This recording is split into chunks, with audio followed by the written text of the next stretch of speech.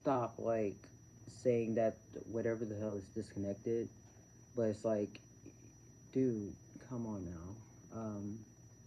And don't mind my hair. I literally was just, I was gonna flat iron it because I wanted something that was specific, but I just ended up being like, you know what, fuck it. I didn't want to do it anymore. And now I'm just having a hard time just getting out the goddamn rubber bands. Uh, so yeah. Anyway, I'm just gonna look a little wild crazy right now. But anyway, how y'all doing? What's good?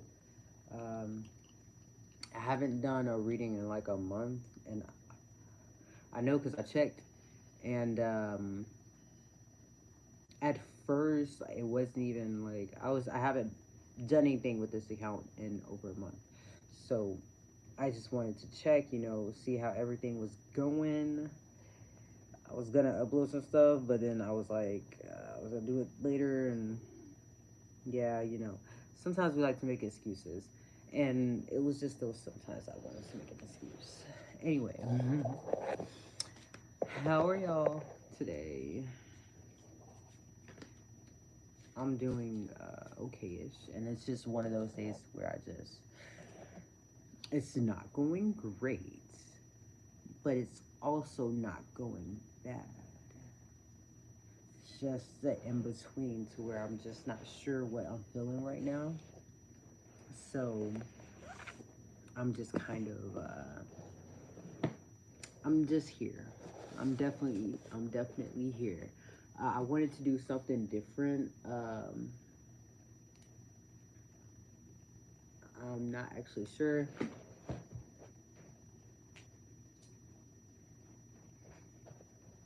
I'm not sure. I have 4 decks, but I was gonna do like the 3-part reading where I just do 3 tarot.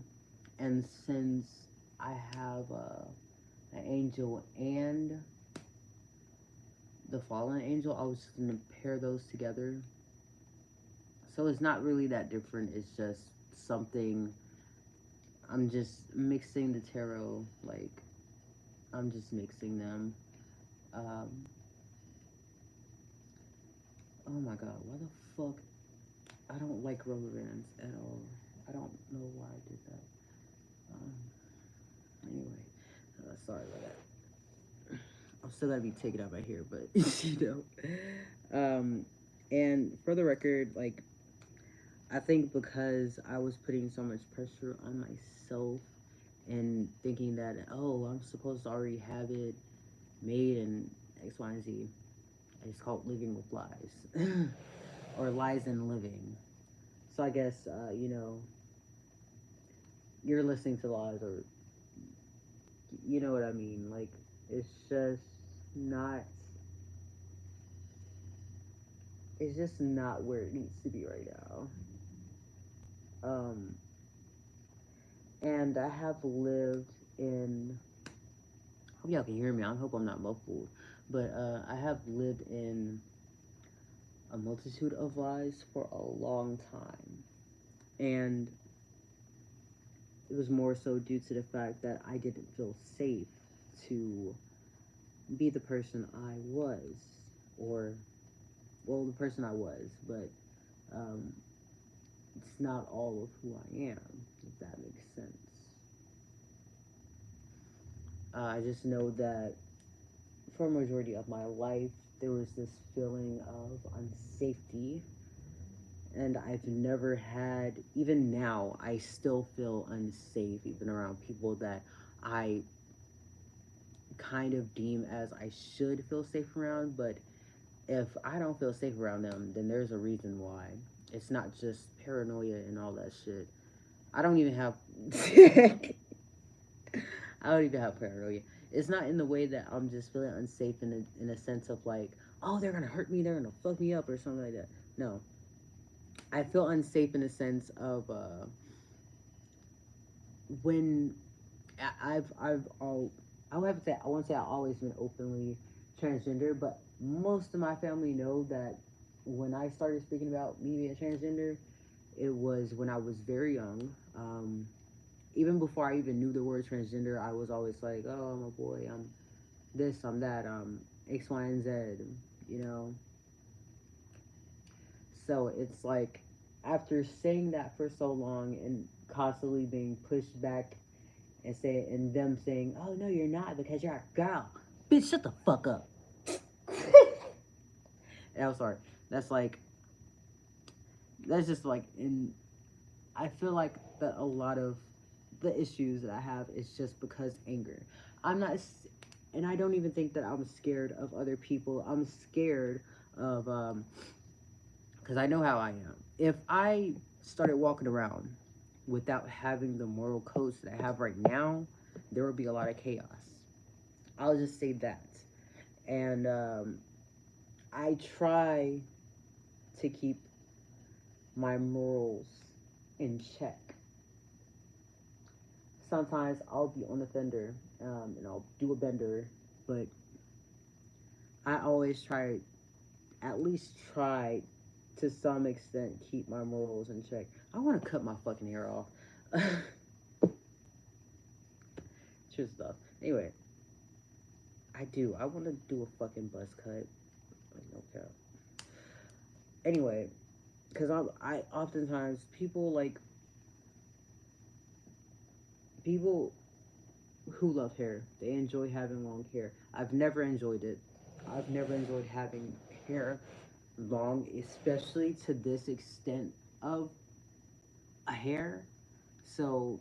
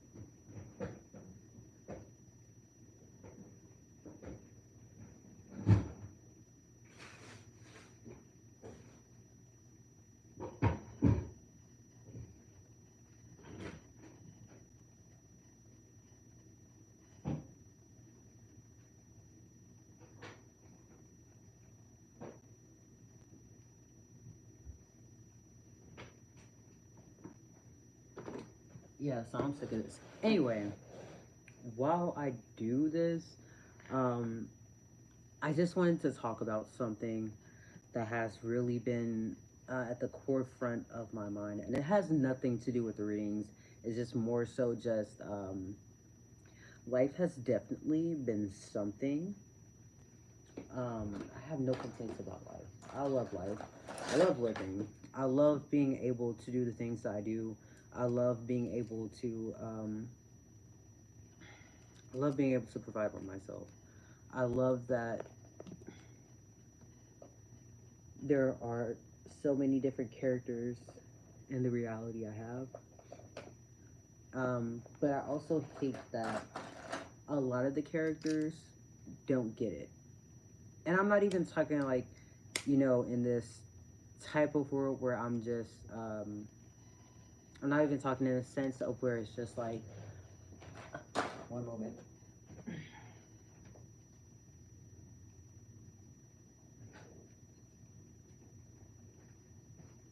I'm not even talking delusions, honey.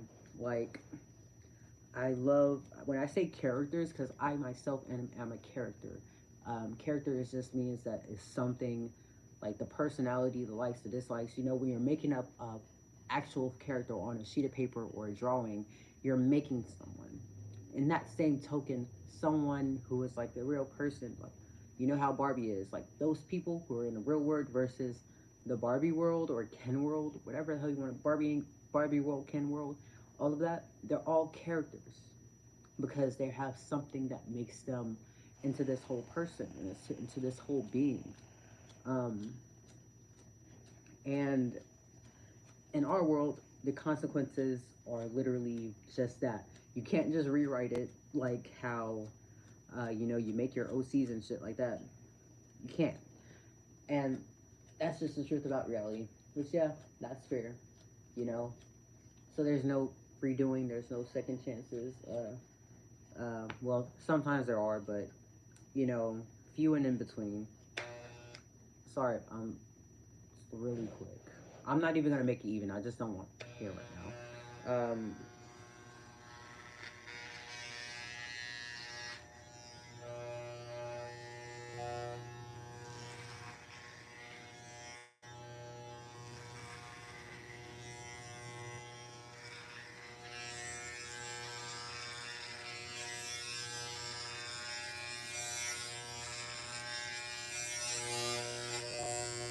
And personally, to me, I feel like I've always looked better without it than with it. But that's because I know myself and I like how I look. I don't need long hair. I honestly just don't prefer it. I love drawing it. Don't get me wrong, but I just don't like it on me. And it's not even a confidence issue thing. I just don't like long hair. I don't. I don't like how it takes a lot of time um, to do. And I just like waking up and not having to do much to my hair. I love it simple. That's just how I am.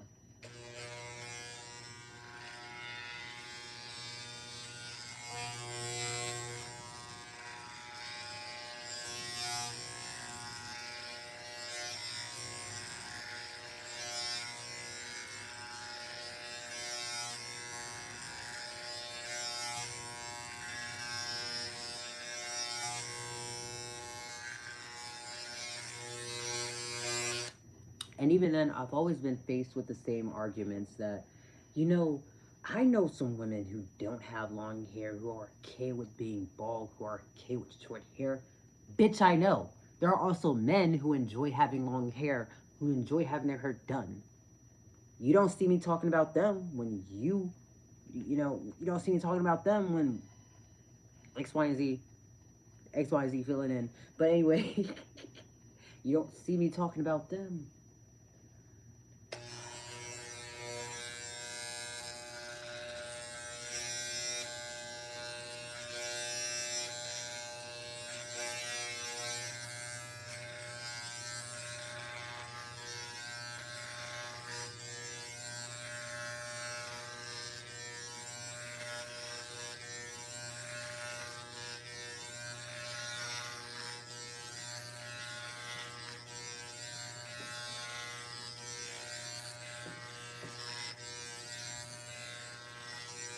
Nice. Get on my damn head.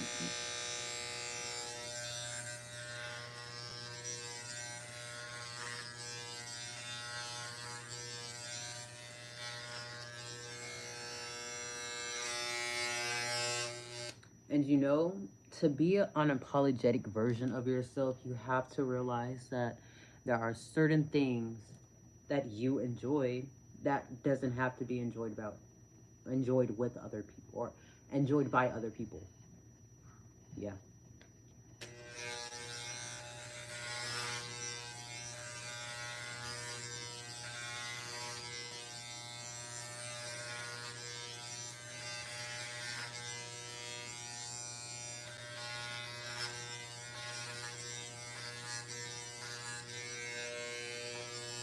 And a lot of the issues I do face is being strong with and the only reason I'm saying I want to pause on that real quick. The only reason I'm actually talking about all of this stuff is because I look back at a past reading I did when I was like it was in 2020, but hi, big head. It was in 2020, but uh uh uh it was in 2020, and I I really, it was about what my fears, or what, it was the third video that I ever done, but it was talking about fear.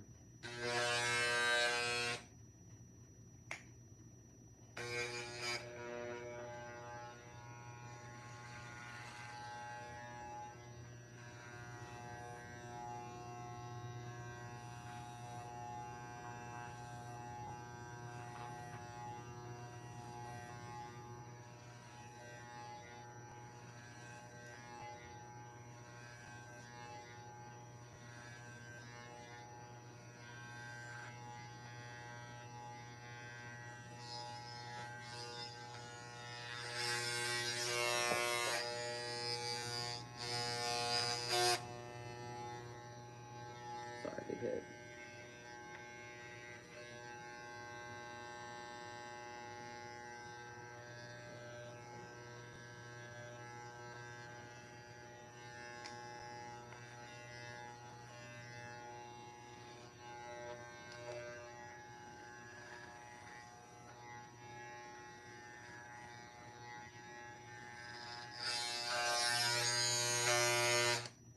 I think this shit broke or something. Cause why the fuck is it sounding like that?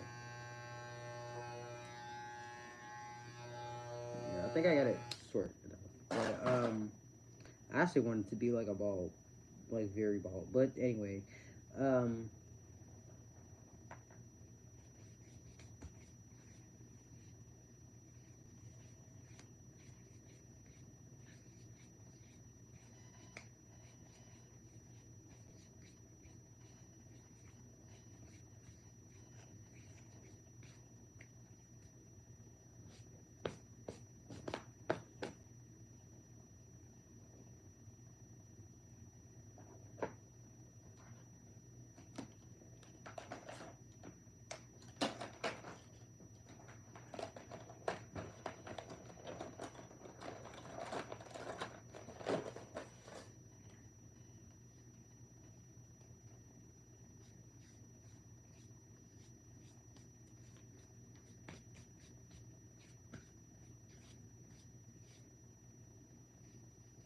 okay, like that feels so much better. Anyway, um,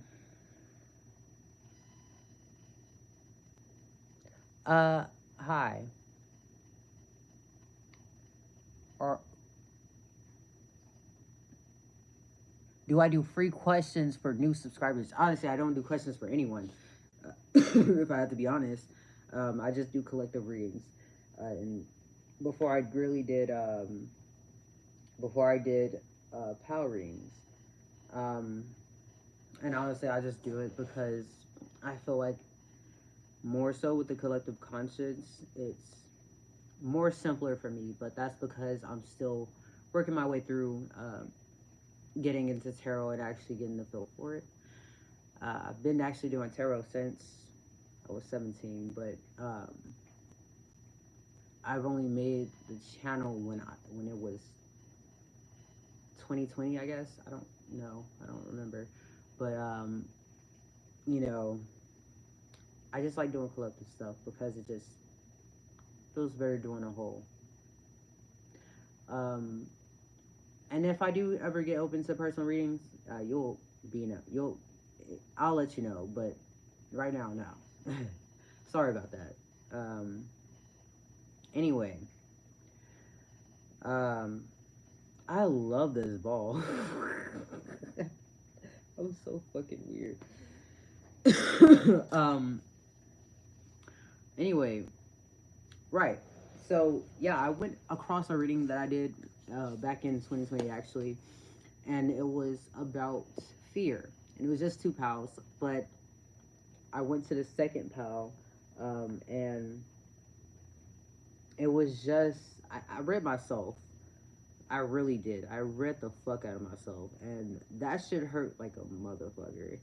You don't know. Like I still have fears that I have fears that I'm still working through, um, and it still bugs me because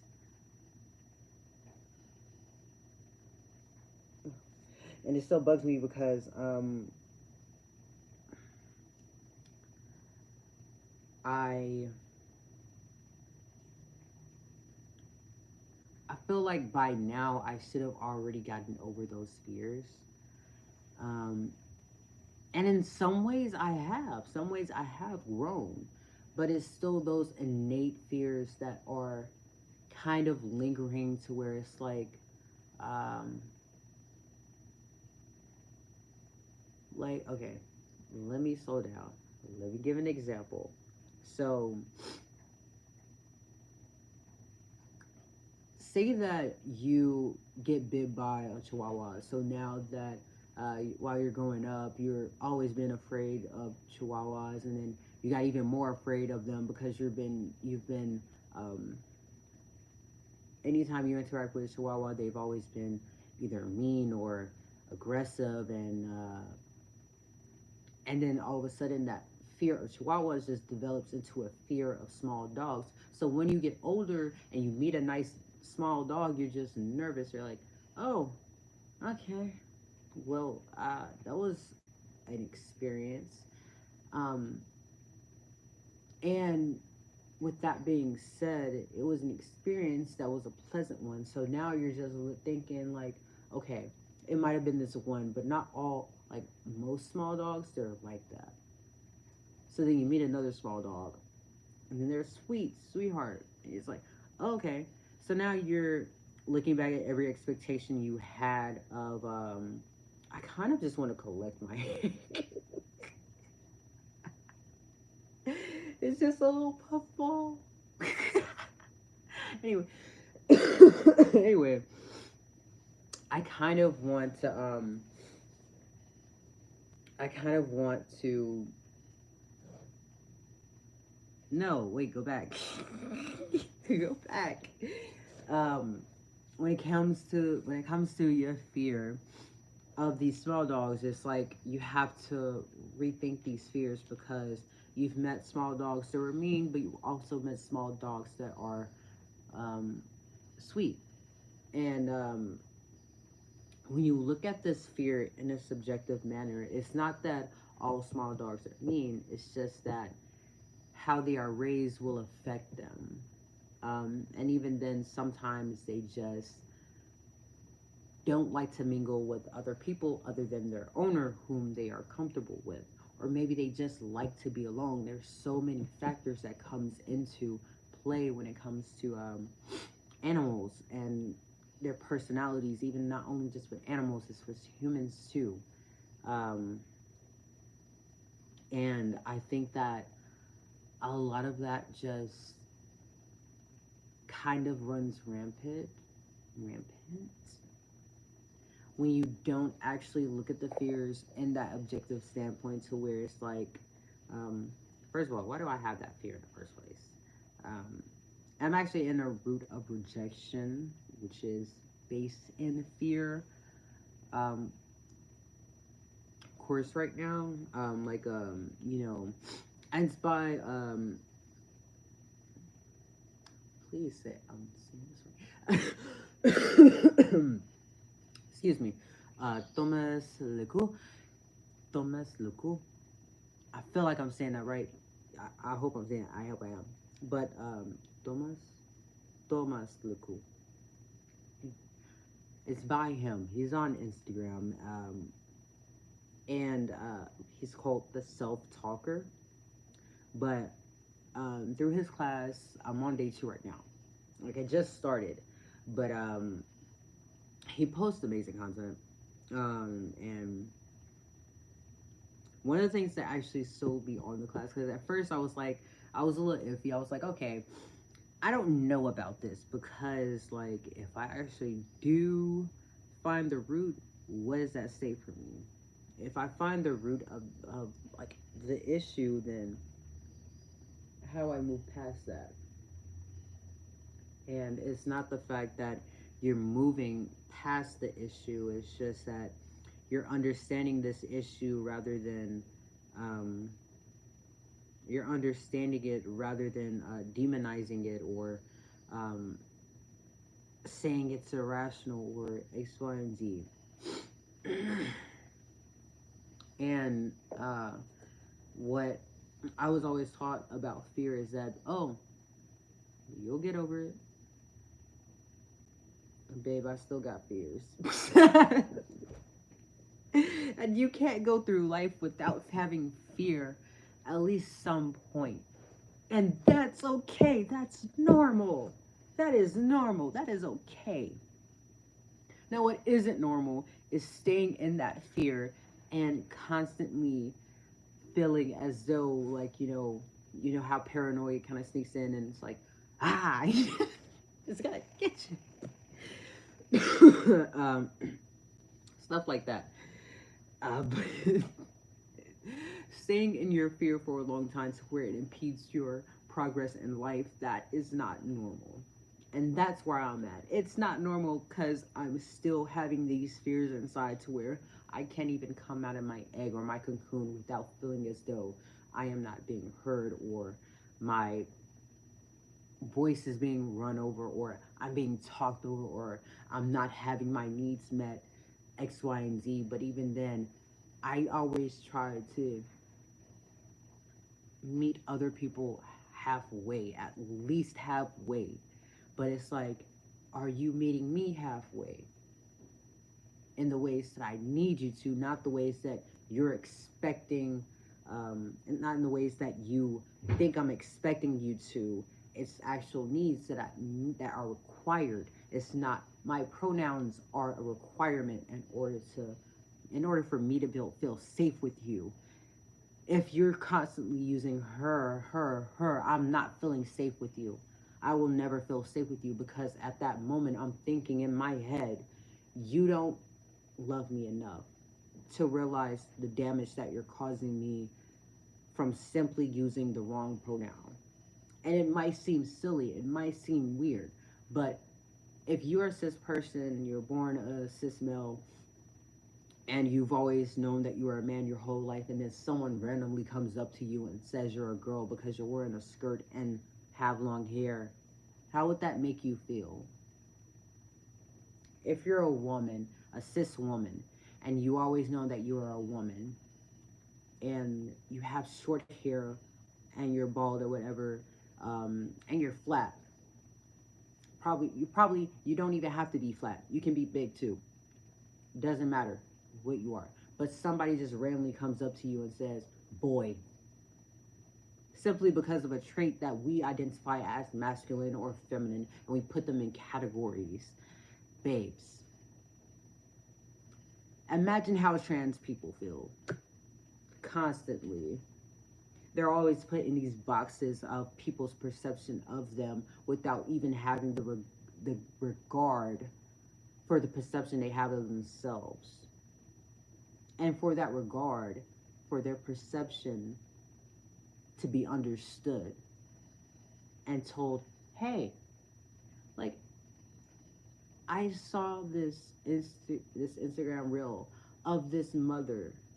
Her daughter is transgender. Her daughter was talking to her about how this boy at school was using the wrong name. And seeing parents like that with their children who are expressing their gender, like, nobody's fucking telling these kids what to be. Nobody told me to be who I am. I've already known that. I already seen that. I already been that. I am that. I am. And that's okay. Nobody told me it was okay. I was always told that it was something wrong with me. Babes, there's nothing wrong with me. I'm living my best life. I'm saying who I am and I'm happy about it. I'm a boy. I'm non-binary. I'm agender. Fuck it. I take all the pronouns if you want. But I don't. Because I have a specific set that is comfortable for me. And if you don't understand it, if you don't try to understand it, why the fuck are you around me? Why am I around you at the first place?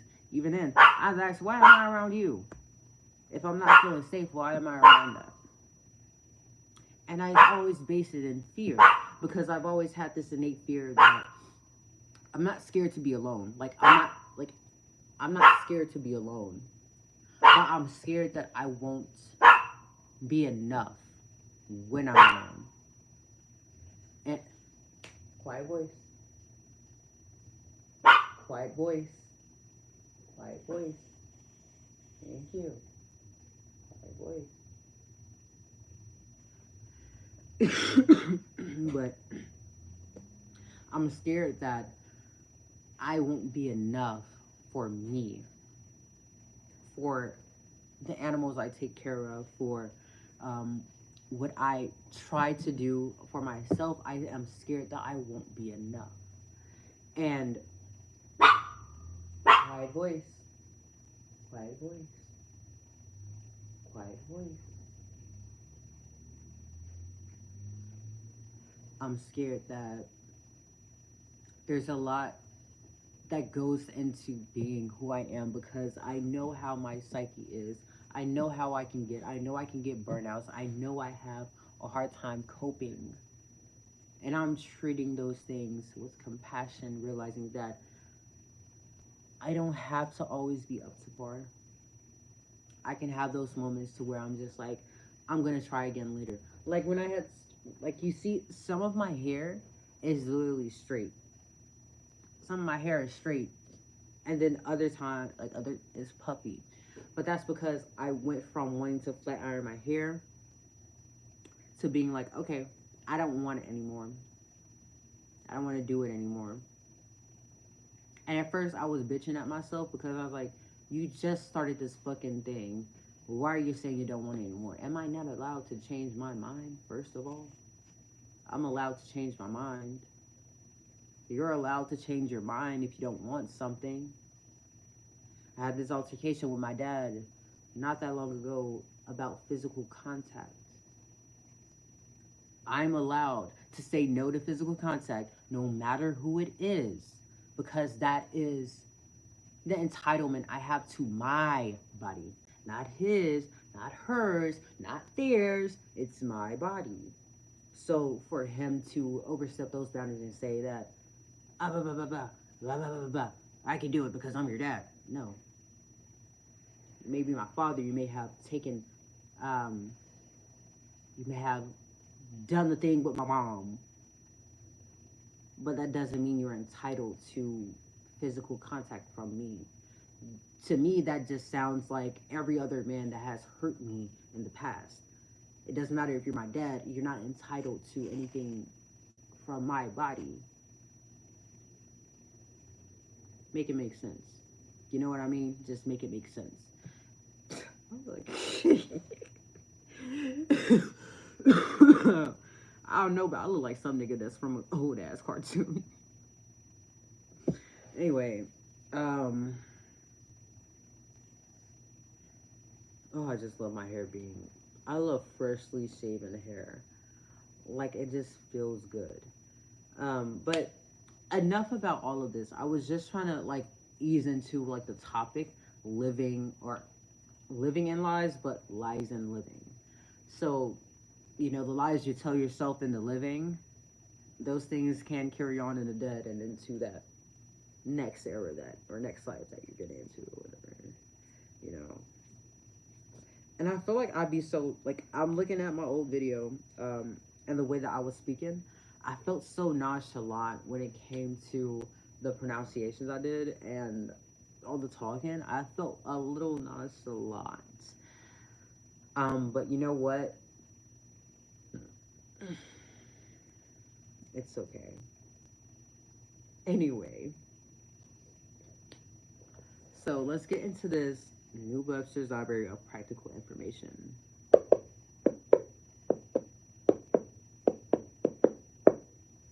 And let's look in. Or not. It's a blank page. That is actually, now that I think about it, oh,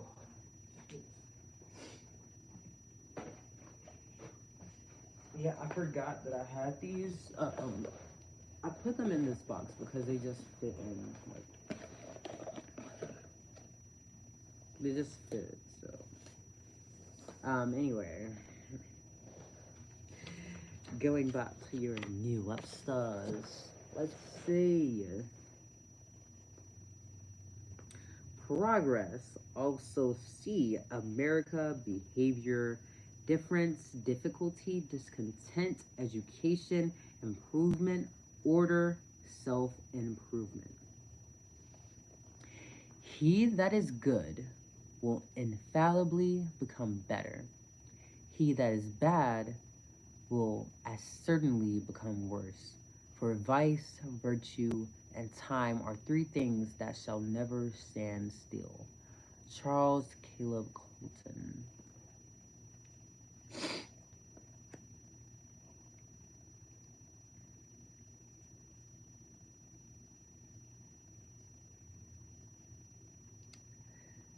Um,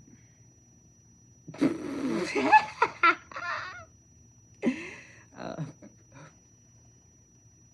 profanity. Also see wickedness. Um, Nothing is greater or more fearful sacrilege than to prostitute the great name of God to the petulance of an idle tongue. Jeremy Taylor.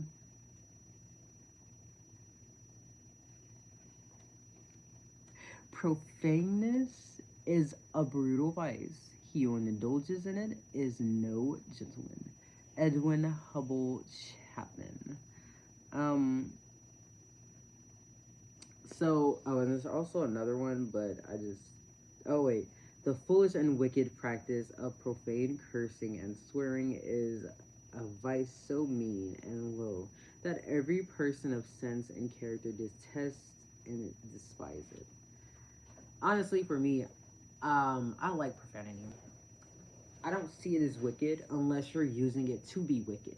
It's the same way how you use positivity to be wicked, but it's like toxic positivity. Like, oh my god, I'm having the worst day of my life. Everything's gonna be fine. Everything's gonna be fine. Everything's gonna be fine. I'm just gonna. I'm not even gonna think about it. Like you're not even thinking about it. So that's toxic, right?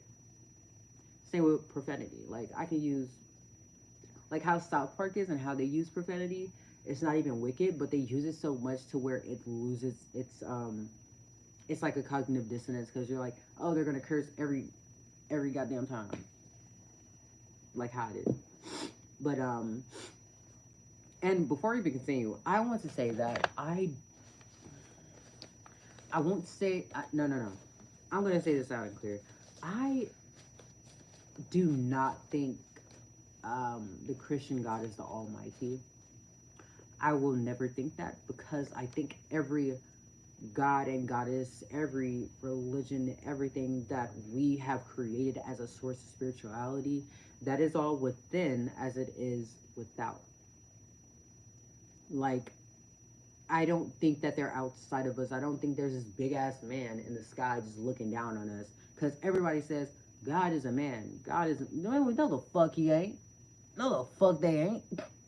No, the fuck she ain't. God is whoever you want it to fucking be. And God could even be a dog. Dog could be a caterpillar. You don't know what the fuck God is. You never seen God. So how can you know what God is? How can you know the gender of God? They fed you that God was a man because they wanted to say that man, the male, has the ultimate power. That's why we have so many people. So what? Not people.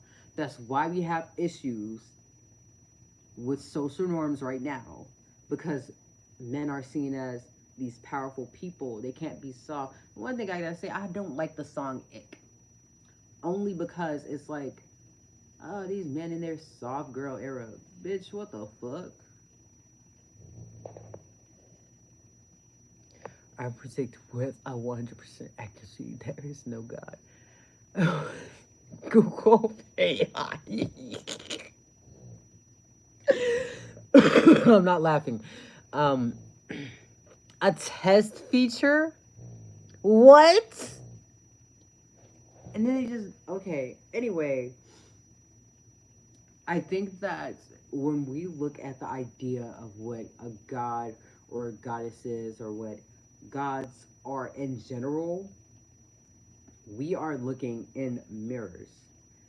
Like we have, I honestly just don't think that it's outside of me because I've never, I won't say that there haven't been people who have had God like energy, because there are people who have demon like energy. But I feel like all of these entities that we're looking at, they're energies. And in some cases, they are outside of us because we are manifesting them to be like that. Like, I had this really good breakthrough. And if you know, you know. But if you don't, you don't. But I had this really good breakthrough about body image. And my body has never felt natural to me because it wasn't me. It doesn't make sense when I'm saying it right now, but let me explain.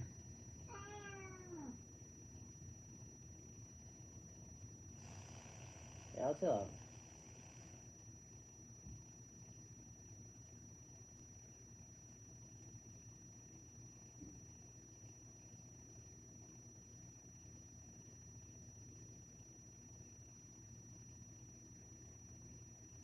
But my body has never felt right to me because it wasn't me. And I and my body is like it is me, but it wasn't me. You know what I mean? You don't know what I mean. It wasn't me in a sense of where I could look in a mirror and be like, hey, I know that person. It's like, hey, I know who you are, you know? It was just like, oh, it's a body. I'm just like, I feel like I'm just these two fucking floating eyes and I'm just looking at shit. I don't like, that's probably what people thought God was because they were looking through their own lens. They were like, oh, this is God. God is just a floating head in the sky or something because I can only see what I'm seeing right now. And I'm looking at a camera right now, so that's mirroring back to me. I am mirroring back to myself. But in that same sense, it's just I haven't even started. I'm already almost an hour in, but I haven't even started. I'm sorry, but it's just it's a lot that goes into it when it comes to your fear and the lies that you will tell yourself because some like either they're unconscious lies that you tell yourself that have already been ingrained since you were young, or it's just little white lies that you tell yourself over time to where you just start believing it. That's where all the negativity comes from, you know? We just tell ourselves little white lies and, you know, I'm not good enough. I'll never be good at that. I'll never be able to do that. Those are white lies. Those are lies that you'll tell yourself because you don't know the potential in yourself. Those are lies you'll tell yourself because you don't understand yourself. You don't know yourself yet. You don't see the potential that you are able to do because you're so stuck in this fear. You're so stuck in this mode of just,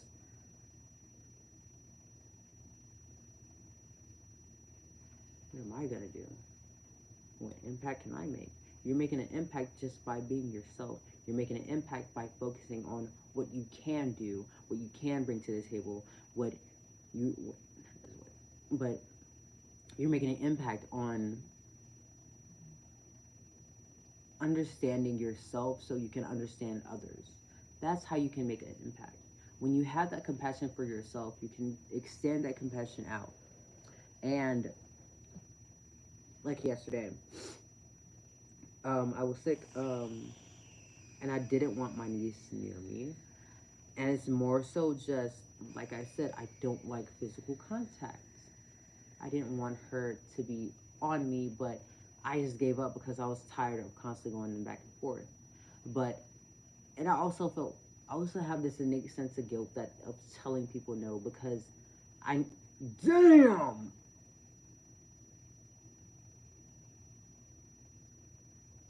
he just farted. I'm sorry. Like every goddamn time, I just need to put them on these food.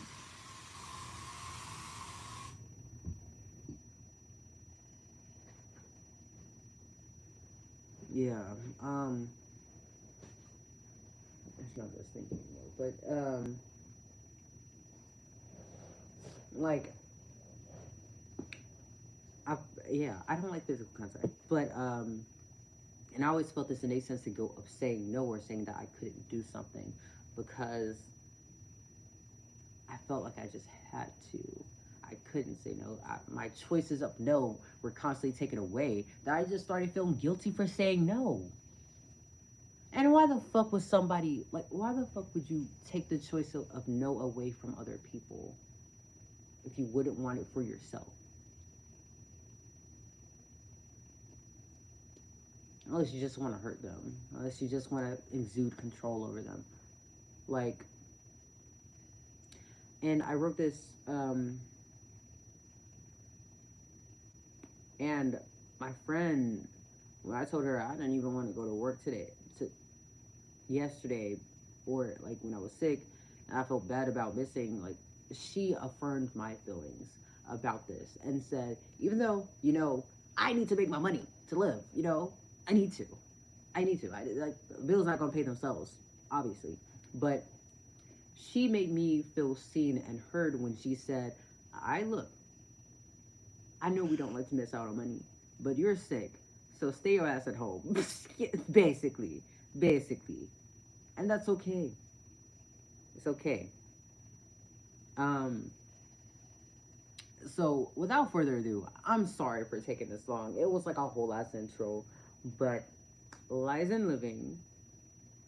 Let's do this collective. I just want to say, like, I seen that there was 220 something, like 21 subscribers, and thank you so much to the people who have subscribed. Like, I don't really do the art on lives, and it's mostly just me, Xenos. He's doing the readings and live and stuff like that, and it's just, I think there's like, there's always going to be a dissonance, and a constant fight for me and my own mental escapade, as there is for everyone. But I don't think that fighting should be this hard, especially when it comes to understanding another person and actually respecting the boundaries and not even trying to change them. Because if you're going to respect someone, again, going back to the pronouns, if you're going to respect someone, especially when it comes to their autonomy, you can't just say, oh, you're trying to change me. Nobody's changing you. You're trying to change that person by telling them that they can't be who they want to be. Anyway. So we have clarity and unscathed. Money and debt on the back. Now, since it came up with money, baby, you're going to be getting some money. And I know that. Period. And holding on with cheese. Cheese. Smile. One thing I always been insecure about is my teeth. Because I had a huge ass overbite. But I think, and it's something I specifically intentionally did in the program, is I made my profile picture the one photo that I felt the most insecure about, and it was when I was like showing my teeth off. I don't like doing that. I don't like showing my teeth off, but I love my teeth. It's just sometimes I be feeling like it'd be looking a little funky. It'd be looking a little weird. Relearn to love life, books, games, and hobbies. Vision, visualization, and Aquarius. Diamond in the rough, and universal.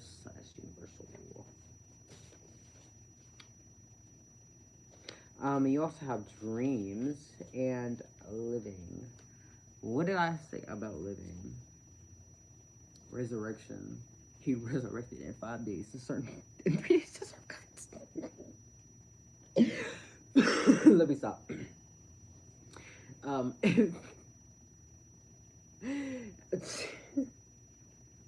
what the? You resurrected Ed. Let me stop. Anyway, uh, hun. So I'm not gonna say that. But anyway. So clarity, money, holding on, relearn to love life, vision slash visualization, and diamond in the rough. You know diamonds, how they have to take these long periods in crystallization to actually become diamonds. I actually don't know how they're exactly made, but I know they take a long time to actually get to get like diamond. I was, I was definitely thinking of that one scene.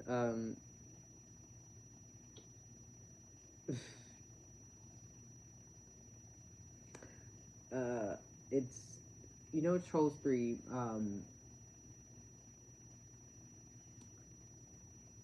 Family Harmony, Brozone. No, it was one of the songs. But Baby Diamond kept on egging. What was his name? Spruce? Whoever the hell Justin Timberlake was playing kept on egging him on, like to just suck on the pacifier, but they was kind of like a reference to drugs and shit. But um, it's just like that entire sequence of them constantly going back and forth. It was like, I know, I like relapsing back to a fucking pacifier and shit. But it was also like another scene that Baby Diamond was in where he was like, um, he was drinking coffee, getting wild, and Daddy, I'm a man now, not a little child. Like that entire sequence is just like this is not Steven Universe. Black Baby Diamond, baby, baby Diamond, baby Diamond. He was literally acting like a grown ass motherfucker, but he was still a baby. You know what I mean? Like, I'm getting there. He was still a baby.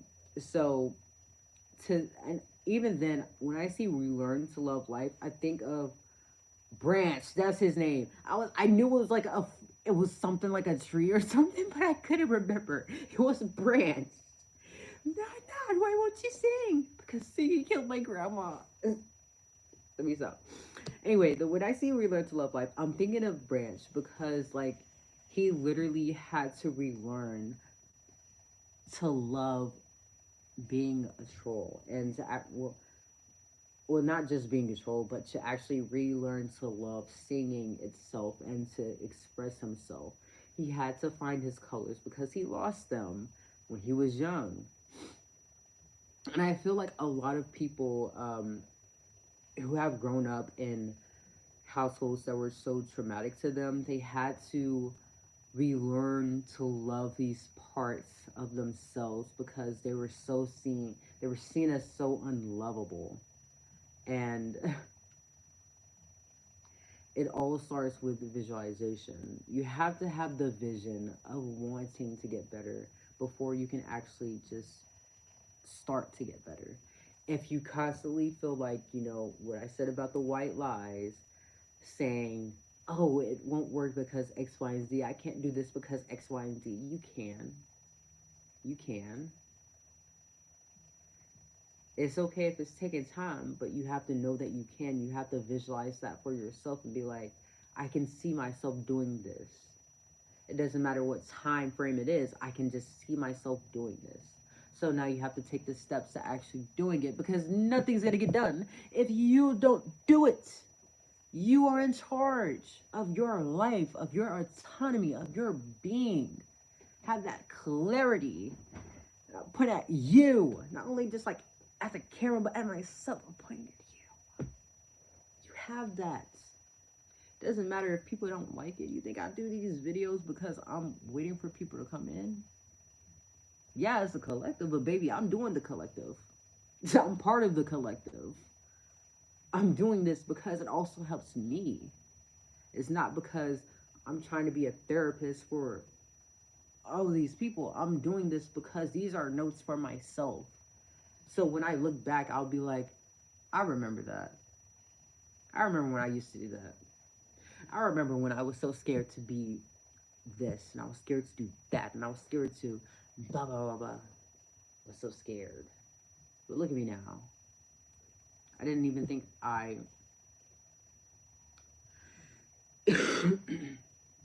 didn't even visualize having this many animals. To be real, to be honest. But it ended up happening, and I wouldn't have it any other way. I love them. I love taking care of them. I enjoy waking up to them. I enjoy waking up to myself. Sometimes I might be in a mood. I might be feeling moody and shit, but I'm still enjoying life. Still enjoying me. Still enjoying it. Living la vida loca. Baby. You know? I gotta live. Excuse me. And there's no living without being in your truth. What's the point of living if you're constantly in a lie? What's the point of living if you're lying to other people? What's the point of living if you keep holding on to the same issues over and over again, going around in circles and circles and circles, and constantly being like, can't take a deep breath, can't let it go. I'm gonna tell you right now, I get so tired of people, not even just people, I get tired of myself for constantly judging myself for not smiling enough. And they say, oh, smiling fix everything. I don't have to smile all the time. You don't have to smile all the time. You don't have to be open to talking to people all the time. You don't have to extend your energy all the time. You are able to sit in your silence, in yourself. You are always welcome to do that as long as you allow yourself to. How the fuck did I get from cutting my hair to this? Like,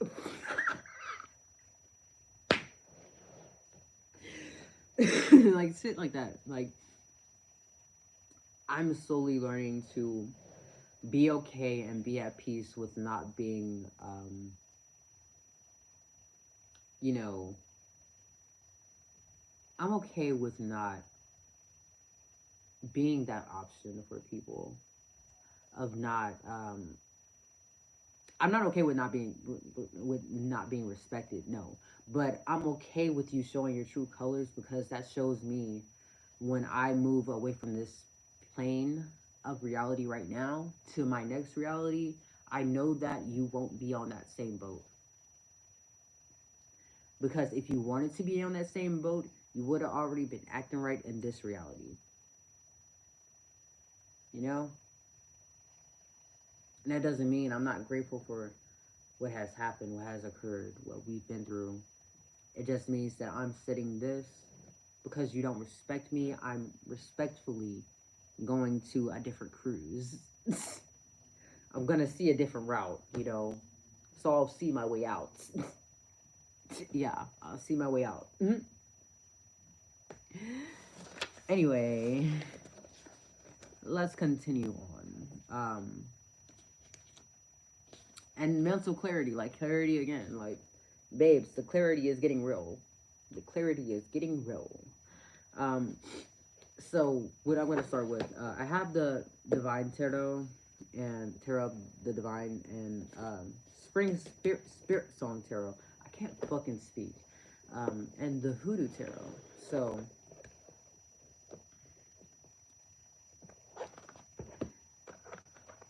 I keep on hearing this song. Like, the one thing I love about Trolls 3, yeah, that was Trolls 3. Yeah, one thing I love about it is the Vacay Allen song because David Diggs, um, David, yeah, I said that right. David Diggs, David Diggs. Um,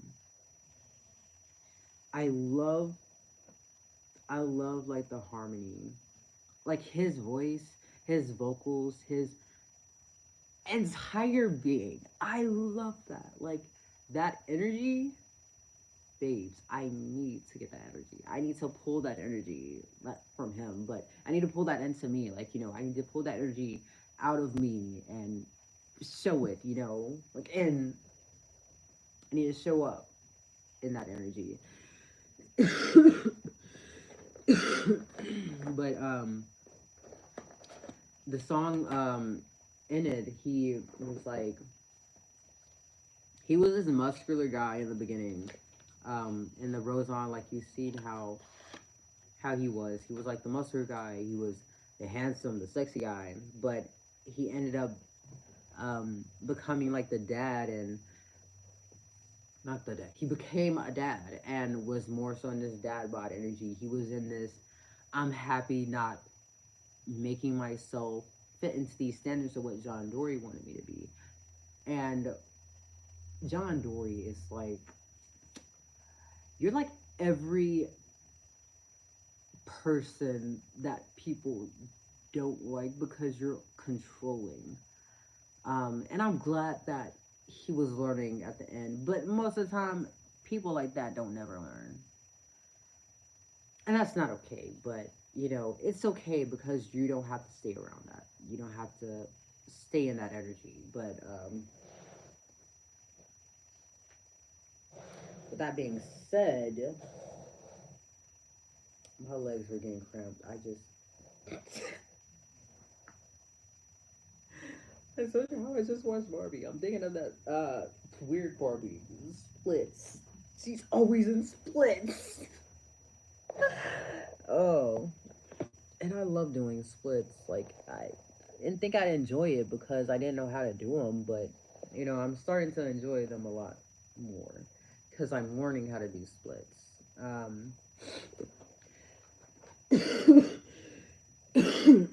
So anyway, let's get started on your tarot cards. Oh shit! So you have the 7 of Coins, the Eight of Coins, and they came out as a pair. 8 pairs.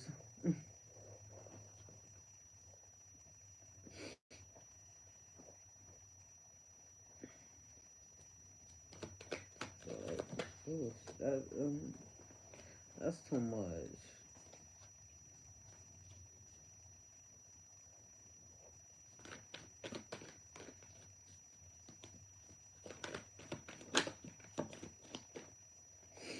So we have the Daughter of Knives, okay, and the Six of Baskets,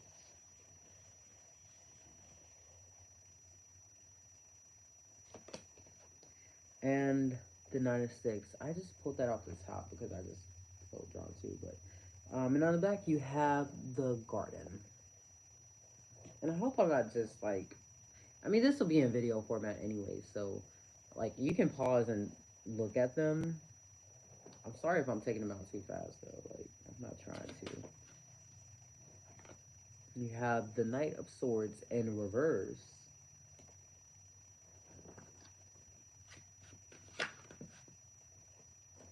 Almost too many at the same time. You have the Five of Wands.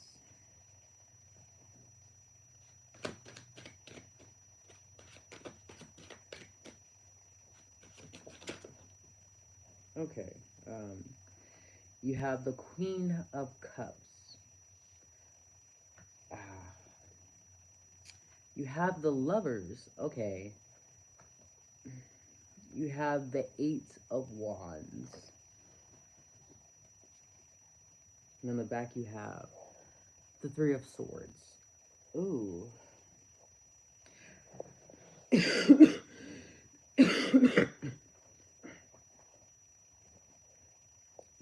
cough has been bugging me for like the past couple days. I'm ready to get rid of it. I made some tea the other day. My mom came by with the ingredients. She told me just to mix the stuff in, but knowing me, I just mixed everything in without thinking there was like a single amount that I had to do. I'm a little silly like that. Anyway,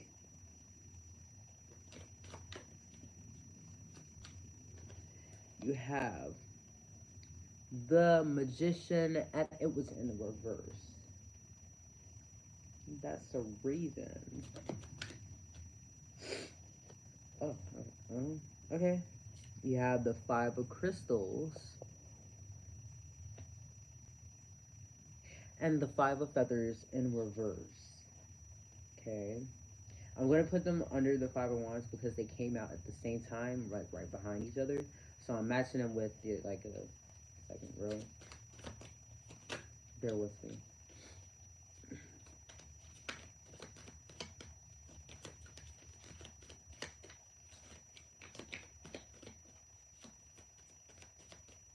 And I'm thinking of that song from Spies Are Forever. And Spies Are Forever.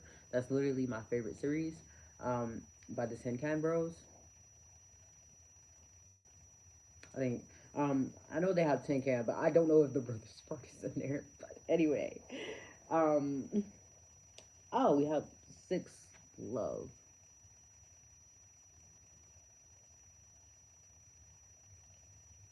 and that's like a three out. Um, the Hangman, Emperor, and Shaman came out all in reverse. I'm gonna save those because that's kind of like that's so weird. Oh, but the song that reminds me, um, it was when Curtis was he was still out of like this is his first mission back, right? So his boss said, "If you fuck up, I'm gonna kill you." And I love that woman. Anyway, uh, the song went like where the guy who was selling the bomb, he was like, "Somebody's got to do it, so it might as well be me. Somebody's got to do it, so it might as well be me." So somebody got to do that job. It's you. And I say that in a sense of, if it is not a job, not just a job, but if you have to do something and nobody else is going to be able to do it, you might as well do it. Like, you know, you have the 10 of shells. Okay, like, I'm already sensing, and these came out together, Queen of Feathers and the Two of Feathers. So I'm going to put those at the end. And on the back of the deck, you have the Eight of Acorns. Now, I don't actually know what love is in like the regular tarot deck. Um, so I'm not really gonna focus too much on relating that to other tarots. But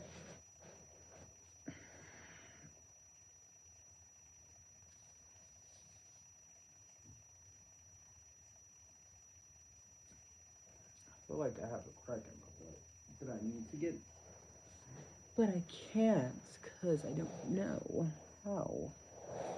But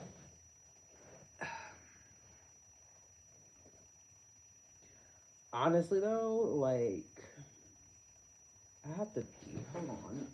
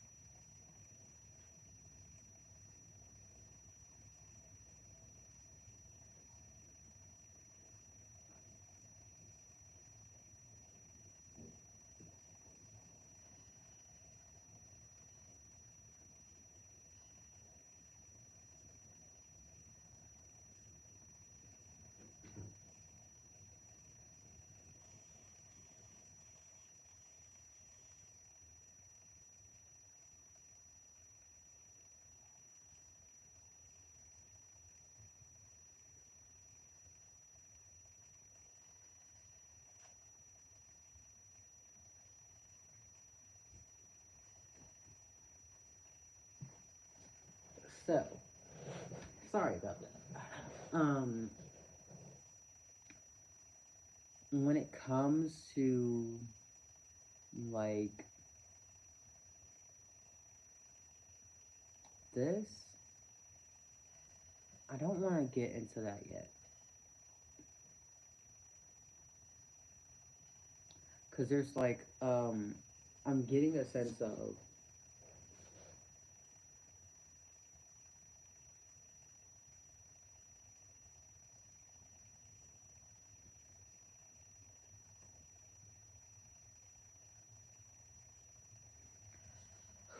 there's a lot to unpack here, and I just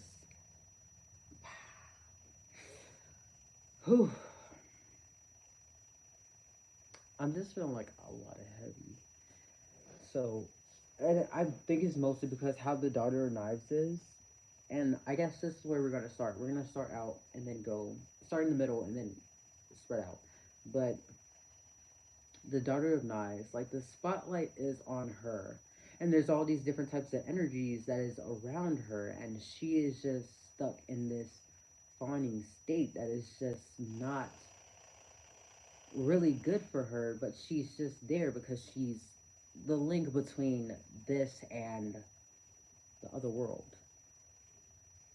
So this Queen of Cups, her feelings in this is so vast that it's kind of making her feel too overwhelmed.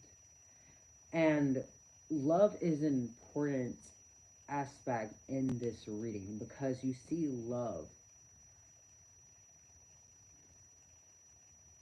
and you see the lovers, and there are pairs that go together. Even when I look at ladybugs, I have a sense of this is something that is loving luck, but still love. And with the Three of Swords, that's often referring to a heartbreak. But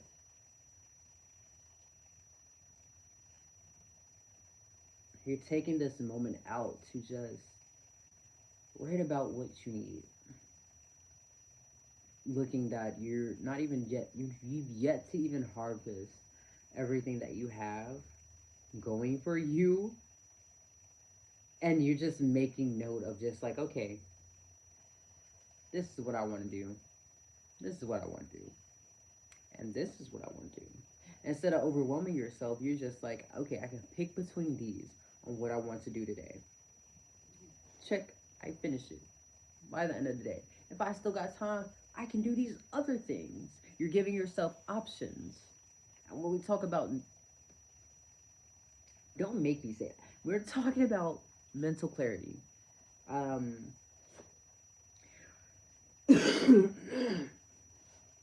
we're talking about mental clarity. Now, this Daughter of Knives, she doesn't have the clarity yet because she still has her guard up. Even though with the Six of Baskets, it seems like they're, and it doesn't even have to be, ow, I just bit my tongue. It doesn't even have to be like in a romantic connection or, I'm hearing beggars can't be choosers. What does that mean? I know what that means, but it's like, what does that mean in the sense of here?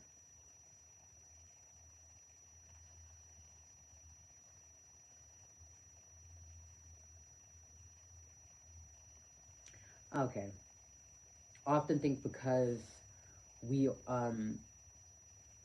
when people beg for resources, or not even just begging, they're asking for help. They're not begging, they're asking for help. So if you take that asking and make it seem like it's begging, you're just like, you're looking down on them in a sense of, you know, in a way that a codependent relationship is. And you're not seeing them as people who just need help. You're seeing them as like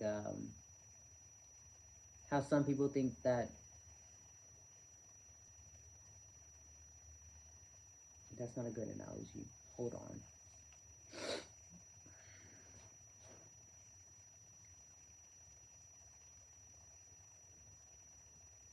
Okay. Say that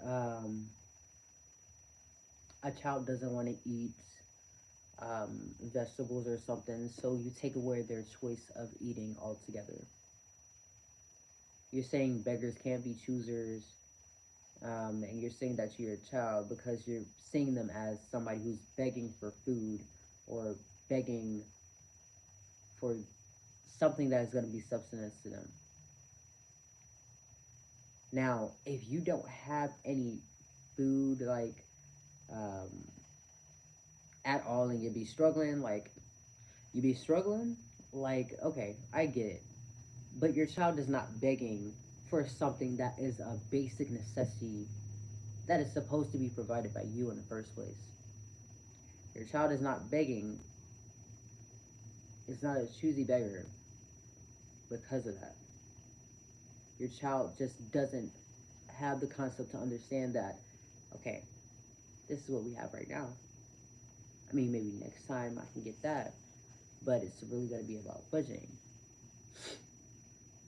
Children are not capable of understanding that at their early ages unless you explain it to them. And even then, if we get further down the pipeline, if they're very young, like toddlers, they don't know any words or communication, and you're making it seem like everything they do because they're out touching shit and stuff like that. Because I swear, I've gotten on night's ass about chewing all of my shit. Like, literally, not even that long ago, he chewed a fucking pencil. I didn't get mad about it. And you wanna know why? Because I was thinking, like, I actually, yesterday, I did get mad about one of my cats, Big Head. Yeah, one of my cats. They pissed on my art book. And I got mad about that. But you know what I did when I did get mad? I said, fuck. That was my first word because I just realized that I was finna draw, but then I was like, I smell something. And I was thinking that, well, maybe it was just me. But no, it was my goddamn nailbook. So I sniffed and I was like, God damn it. And I was like, fuck. And I was so mad. But I didn't take it out on him. And I try not to take their actions so personally because I know that in some way there was something that happened for you to do that. I don't know what the hell it was, but I need you to learn not to do that shit again because I'm tired of that. You know, I don't want my stuff smelling like cat piss, big head, all the time. I don't want that. So in some ways, some point, I gotta figure out how to stop them from constantly chewing at least, or at least listening these uh, these issues that keep happening. You know what I mean? And you asked me how I dealt with it. I and this was during, it was not yet, it was no, it was day one. So yesterday, yeah, it was day one of Thomas Cool, his program. And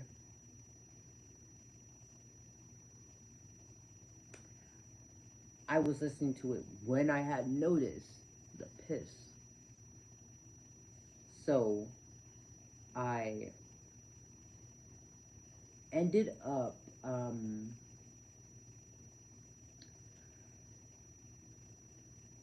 I ended up doing like a few yoga poses and breathing in and out. And I was like, this is not helping. I'm still fucking upset. I felt it all up here. My anger, I felt it in my chest. I felt it in my face. I felt it up here. But I was doing exercises on my legs. How the fuck is that gonna help? I don't know. I was just doing it because I was like, okay, I got pent up energy. So, but no, you know what helped? Breathing. I did breathe. And I breathed for some time. Not that long, but it was sometimes to where I was like, okay, I'm gonna calm down, because I already desecrated the book with this, and I already like sprayed it down with some lemon spray because I didn't want to smell. It was a watercolor book anyway, so the pages were thick, and I guess he just liked thick pages, but still, the fuck you pissing on my shit. You know what I mean? And even then, it disconnected again. But they're not begging, they're asking for help. That's a huge difference. And you'll know when somebody's begging when they're fucking desperate. But asking for help is not the same as begging. And even then, um,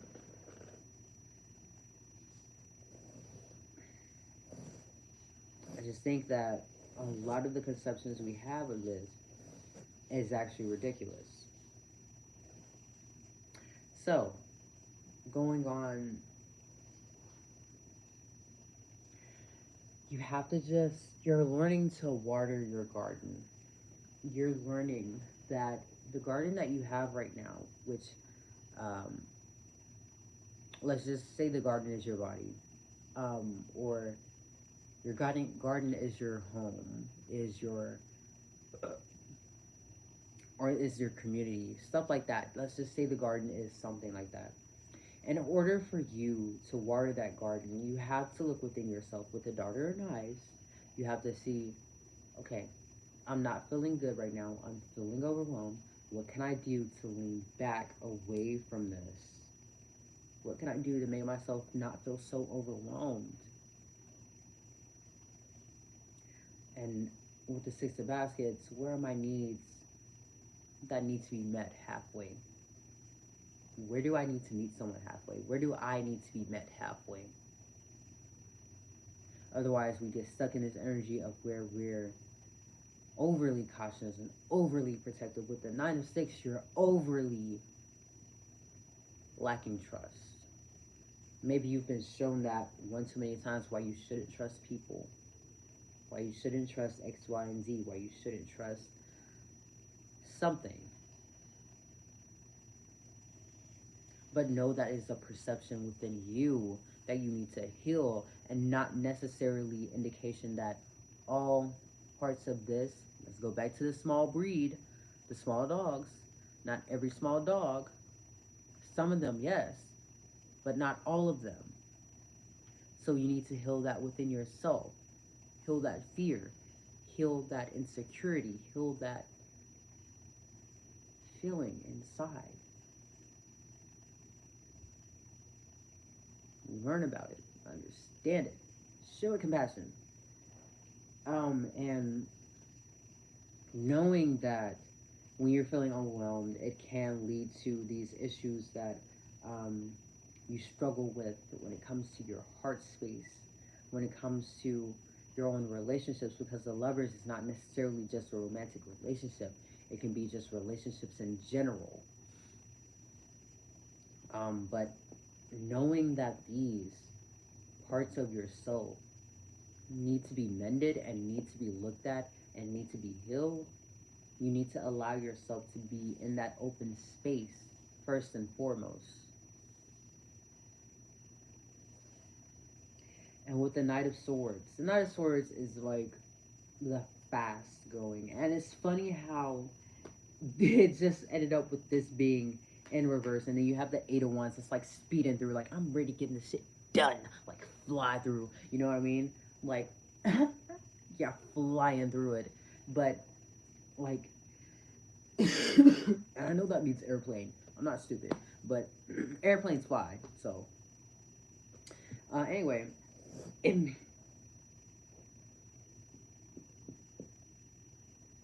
anyway,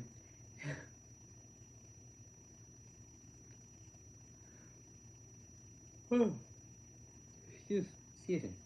Anyway, you're slowing down because you needed to. Going in through these overwhelming feelings, whether it's with other people or things or situations, There was always this fight that you had to put up, and we see that with the Nine of Sticks as well. Nine of Wands, six, whatever. We see that with this, but now you are so confident in yourself, in your own emotions, and your own clarity that you don't need to hold that space for that overwhelming feeling. And I mean that in a sense, you don't have to hold, like, say that an awkward moment occurs between two people, between you and another person. So instead of you, like, they tell a joke and it's not even that funny, so you're just like, and then it's just like an awkward silence between that. You don't have to hold that awkwardness. If it wasn't funny, it just wasn't funny to you. Somebody else might find it funny, but you just didn't, and that's okay. You don't have to adhere to these expectations and roles and rules that these other people give you, because you are your own person. You're your own individual. And for you to take the step forward, and even then, when I talk about the lovers, it's not just relationships, because it's not just romantic, it's with other relationships. You yourself are a relationship. You are in a relationship with yourself because you deal with yourself more than anybody else. You deal with yourself. That's why it's called self love. That's why it's called self actualization. That's why it's called self worth. That's why it's called yourself. In yourself. That's three words. Three. That's two words, but three syllables. Anyway, you're coming in, speeding through, babes, and I'm happy for that. I'm happy for you. And with the hangman, because there's a mantis, and it's funny how the mantis is literally upside down, but when it's upside down, the mantis is like literally um I find that like super funny, because it's like, even though it might not be their way of doing it, it's your way of doing it, and you should have just as much pride in that than what they do in their own way. You should love what you do more than what they do. You know, and it's not even in an egotistical way. It's just you should love what you do because you are deserving of that love. You are. Now, and we go down to the Emperor. I haven't even gotten to the bottom row yet. I am. But, like, let me kind of shift because this is, like, lots. Um, but with the Emperor, it's like,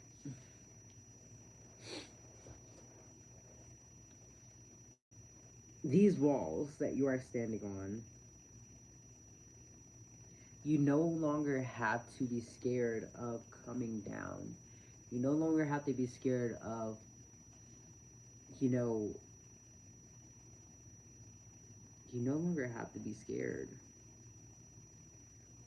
Like, when they say just do it, like, literally, just do it. And I don't know what some of y'all be thinking, but, like, talking about this and, you know, not stuff for you to be downright damn devious, but just do it. Like, in a sense of, you're respecting yourself, you're respecting others, you're making sure that you don't allow yourself to get walked over again. You're doing it in a way that's like, I'm deserving of this, so I'm not gonna hold space for what doesn't feel right for me. You're allowed to. Don't let anyone tell you that you aren't.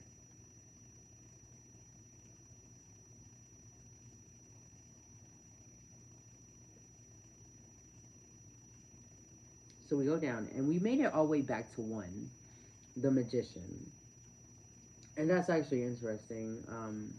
Because even though these tools are at your disposal, and it's in reverse, so even though these tools are at your disposal, you're not using them to the fullest extent. You know about them, but you're not using them. And why is that? The fear of failure, the fear of getting started. What is that fear, baby? What is it? Give me a moment. I'm thirsty.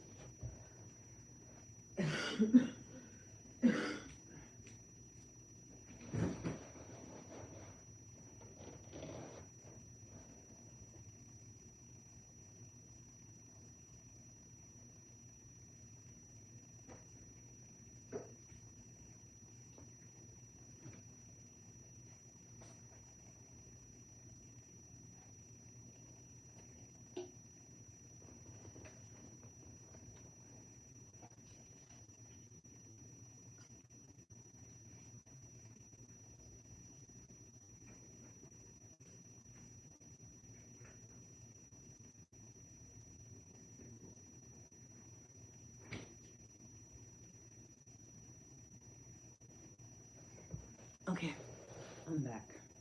I didn't even get the water.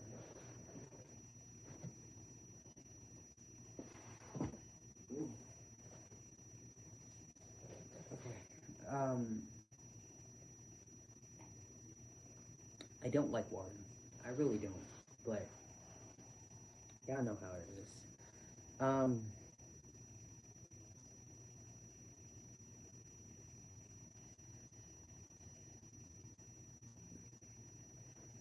so the magician, you have these tools, but they've yet to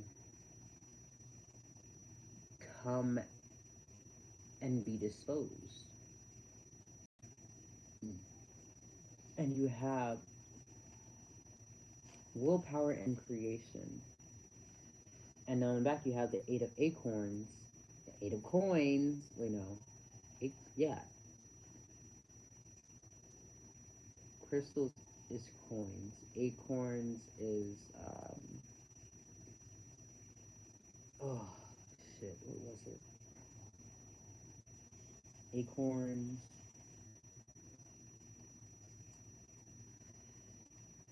earth, wands. They're wands. Anyway, you have the eight of wands. So, ooh,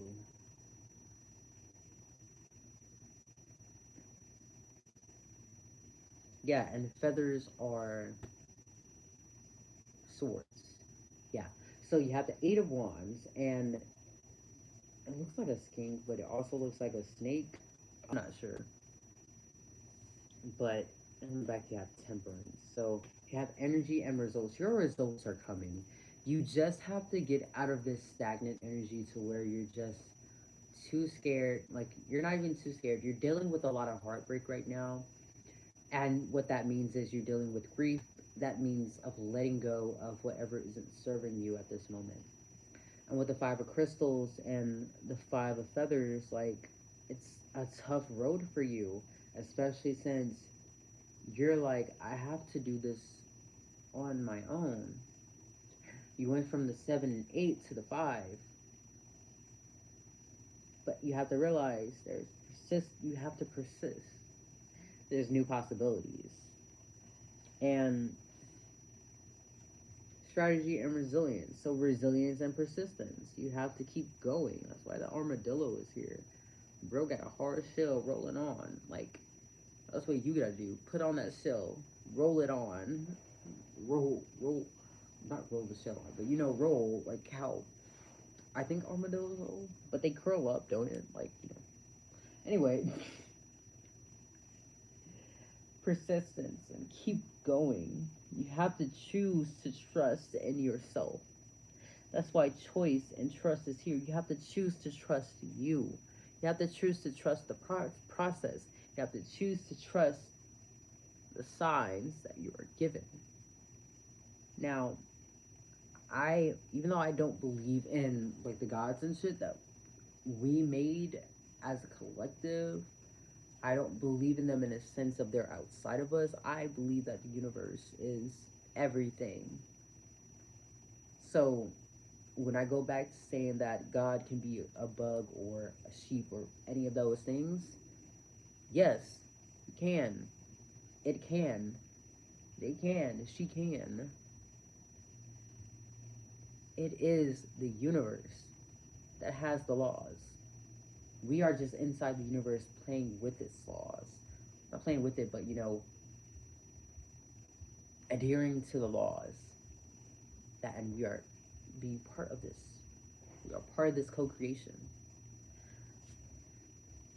And with the Ten of Shells, which is the Ten of Cups, um, you still have the Queen of Feathers, Queen of Swords. Oof, don't go back to that. But you have the Ten of Cups, and it's in reverse. You don't feel fulfilled yet, but you can. You can. You very much can.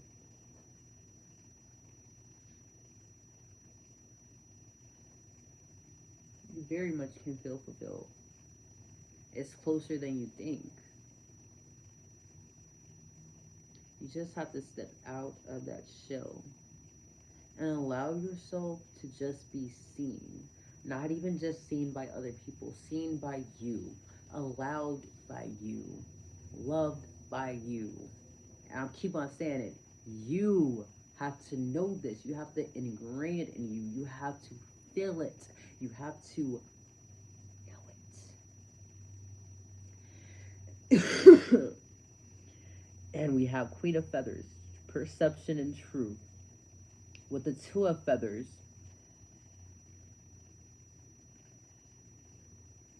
decisions and directions. And this is in reverse. Decisions and directions are in reverse. So you have the passion, you have the flame, you have the torch, but you have to know where to set the fire. You don't know that yet. But the fire can be set anywhere as long as you make this decision to go through with it. And if you want to change your mind and put that fire somewhere else, do it.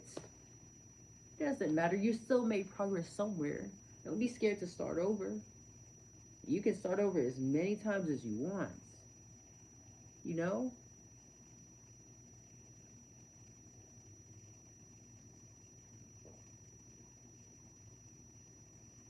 Oh my gosh. Cold water is so good.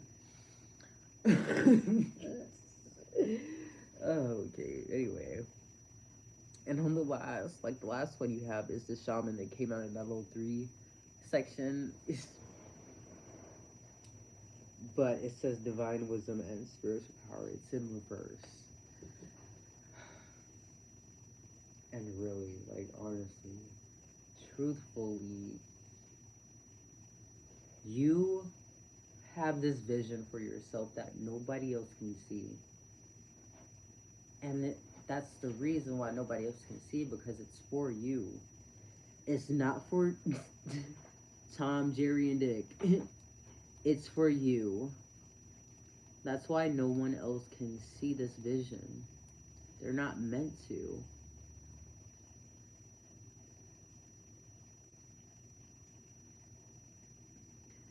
And it kind of makes me think about in the Barbie movie when I forgot her name, but she was I only seen it once, that's why I forgot. But she the lady who created the the pressing Barbie and the so the the Barbie, that the main Barbie that we see in the film, and she became real. The reason she created that was because she didn't feel seen in the Barbie role. The reasons the Kens revolted is because they didn't feel seen in the Barbie role. The reasons they act like that is because they didn't feel seen by themselves. They were all just placed as the same. And when Ken came out, he was just like how Barbie, just like Barbie. Not just like Barbie. He was just like an accessory to Barbie because Barbie had to have a boyfriend or something like that. And and there's so many Barbies who got discontinued because the public didn't receive them well. and they just didn't sell well. But like the pregnant midge. Why did people find such an issue with a woman being pregnant, even as a doll? Like, why is it so weird for a doll to embody qualities of people who are supposed to be real? Like, if Barbie is modeled and to inspire young, excuse me, women specifically, but it can also inspire young people of any kind. If she's supposed to model that, why is it so weird for a woman to be pregnant as a doll? You're teaching your kids like babies come from bellies. They don't have body parts. Like, I guess that's why, because they don't have body parts. How can a doll get pregnant? Because they made the doll simple. And I just think that a lot of the issues we face can really just be summed up with they weren't ready for these conversations at the time that they were made. They weren't ready for these type of conflicts at the time we had it, and that's it could even be for you. Like when something happened to you and you just repressed it for a long time, but then suddenly you remember it and then you start beating yourself over about it. Maybe you just weren't ready to see it yet. But now that you see it, what are you gonna do about it? You have to deal with it. You can't just you can't just discontinue your own trauma. But I mean, you can, but it's not in the same way of just like how the dolls were being discontinued. It's in the way of healing it and making sure that pattern doesn't resurface again to where it's leaving you back to square one. You know what I mean? And if it does happen, that's okay. That's okay. You work on it and you try again. You keep trying until it gets to the point to where you're okay. To the point to where you don't need to constantly work on this cycle that you have and keep like constantly poking at it, poking the bear, poking the bear. I hope that makes sense. Um, so while I would really love to do these other decks, um, I think what I'm going to end up doing. Oh, I almost dropped my water. I think what I'm. Damn! That water spilled on it.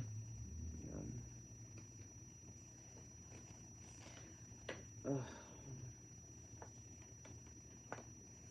anyway, what I think I'm going to end up doing is. I'm going to. This is a mix of letters and numbers, so I'm going to pull you some from these. Um, I'm going to do a dark mirror. I'm still going to do this. I still want to do this. I still want to do this. But I just did it for some reason. I'm just not feeling the Angelium right now. Um, but let's wait on these.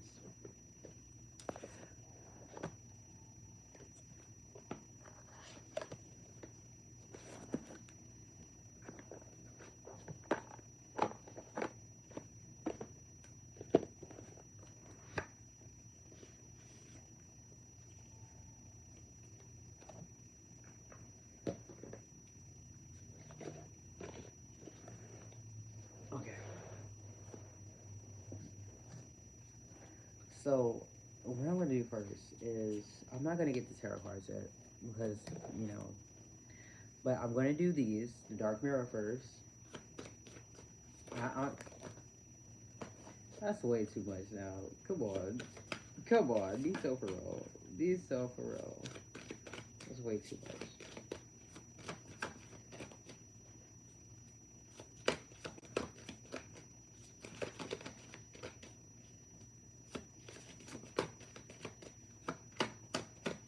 often wonder, like, if I actually did continue doing my daily quotes and my poems and stuff, like, where that actually would have got me. But I didn't do poems and for a very long time because I just felt like I wasn't getting anywhere when it came to my own issues with dealing with, me. And it's because I didn't continue them, that I didn't look into what was causing those issues within the poem, that I just kind of had this cognitive dissonance to what it actually means to be a poemist, you know, and to write poems and to write just feedback for yourself to look at. I'm not even like talking about doing stuff for other people. It's more so like this channel is just an archive of memories of Zaire. Zaire. It's of me, And yes, Xenos is the name of the tarot side, but Zaire is the collective. Not you collective, but me collectively. That makes sense, right? Yeah. So anyway,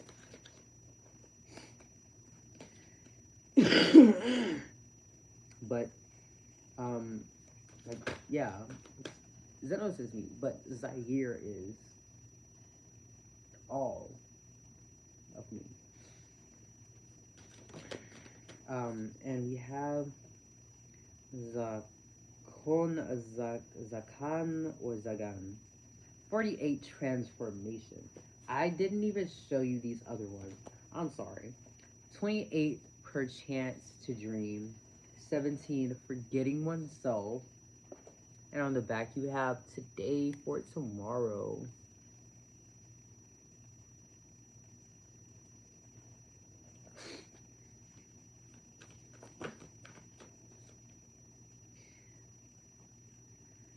Dantalion, Dantalion, 71 empathy. Oh, okay. Bura. Oh, there's 3 more. Shit. 7 helping and healing.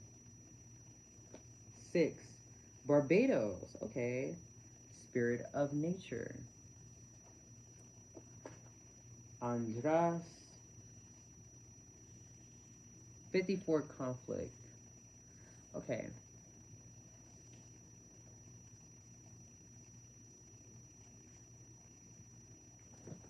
Now on the back you have Bithrones. 46 new chapter. Um, what I really want to do is Andras. I really want to look at that one. But anyway, let me really quick rearrange these so they can look palatable. Okay. So let's get into these. So we have the three of wands.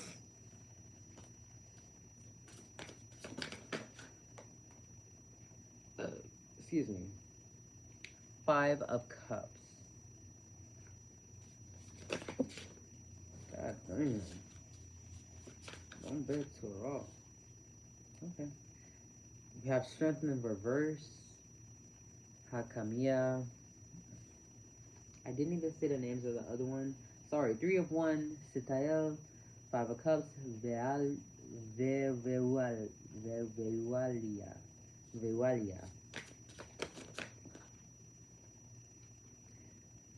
And Mamiya, judgment. And they kind of came out like in reverse. Okay. Okay. The sun, Mehiel, in reverse. Okay, there's a lot of reverse. 7 of Pentacles, Nemamia.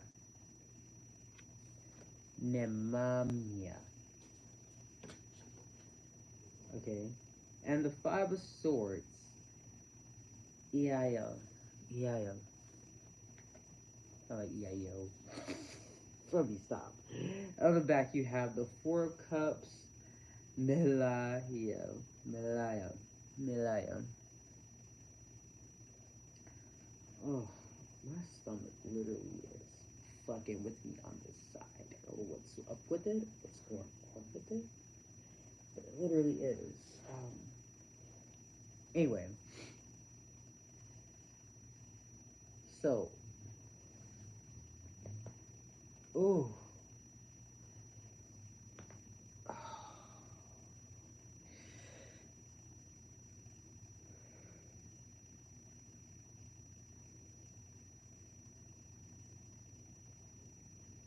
okay, oh, oh, oh, okay. I don't know why. That just took a lot out of me. Anyway, perchance to dream.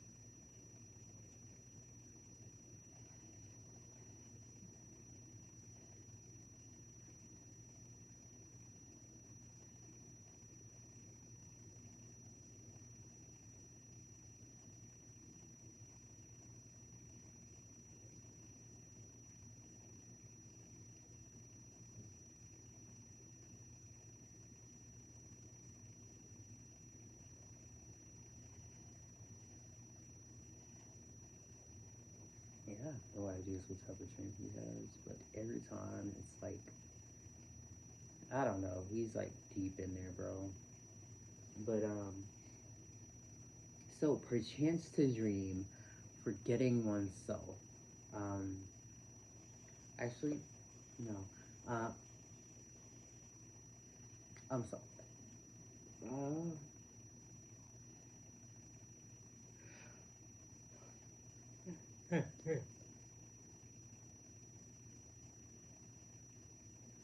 Okay, come on.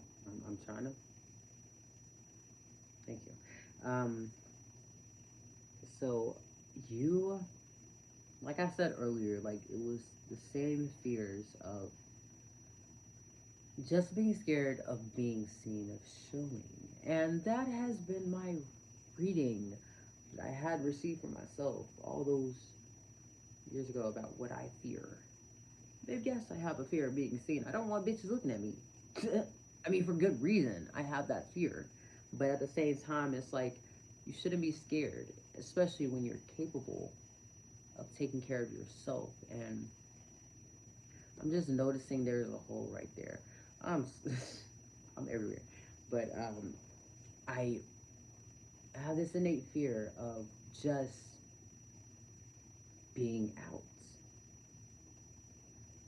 And for good reason, because people who are out have not been treated nicely, have been treated good at all. You see how it takes so much to look at the history that we have right now, which I am so glad that it's at least somewhat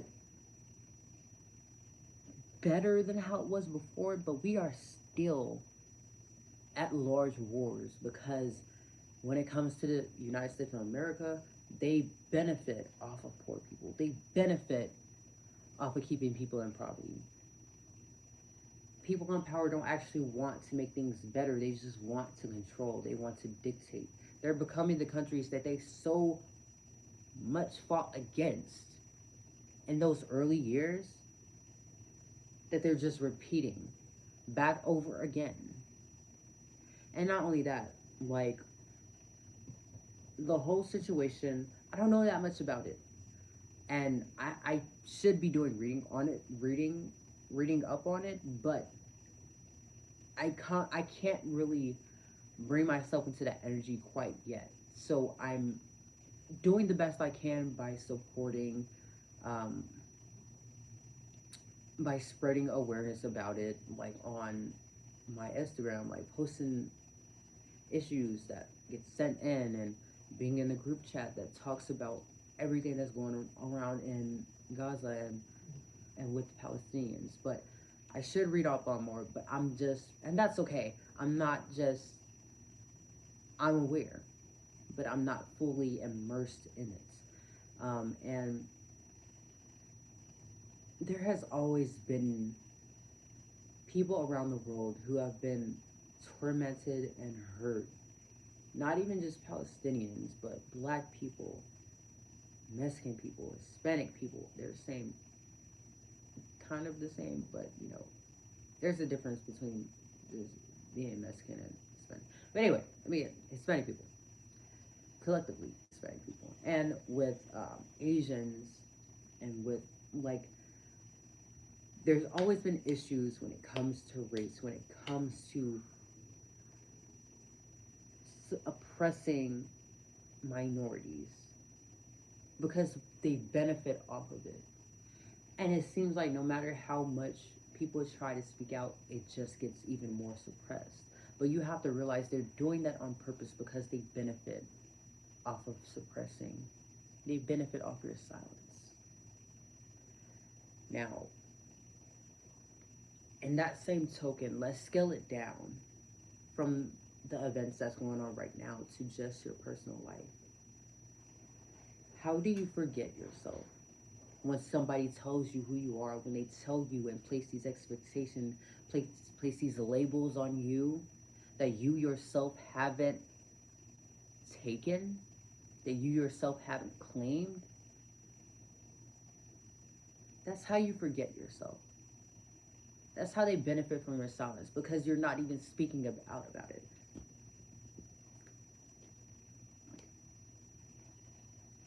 Me too. Me too. I know. I know. I know. I know. So when they speak out, like,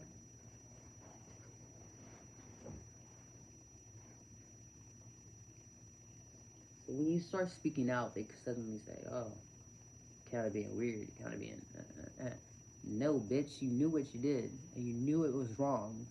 You know it deep down that it's wrong, but you're choosing ignorance. You're choosing to feign the ignorance in yourself. Mm. So we have the Three of Wands, construction of the universe, hopes with great works, protection from adversaries. Five of Cups, prosperity, destruction of the enemy, and deliverance from bondage. You are free. You have been free for a long time. You have always been free. When you're born in this world, you have always been free. Now, when someone places chains on you, that's when you think that you aren't free. When you are forced into captivity, that's when you aren't free. But you have always been free in your spirit, in yourself. Now, when it comes to your freedom, it has a price to it. Because for you to be free, other people haven't been free. That's where we're going on the big scale. The events that are greater than oneself. That's when we go on those.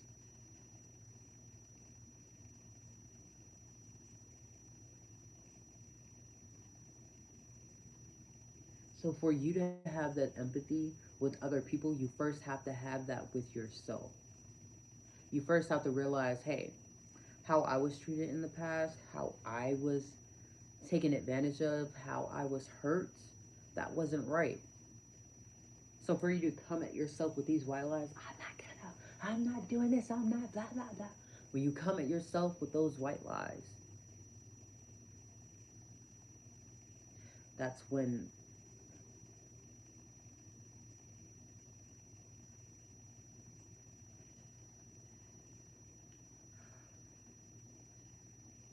sorry, I'm trying not to switch, but it's like I keep Anyway,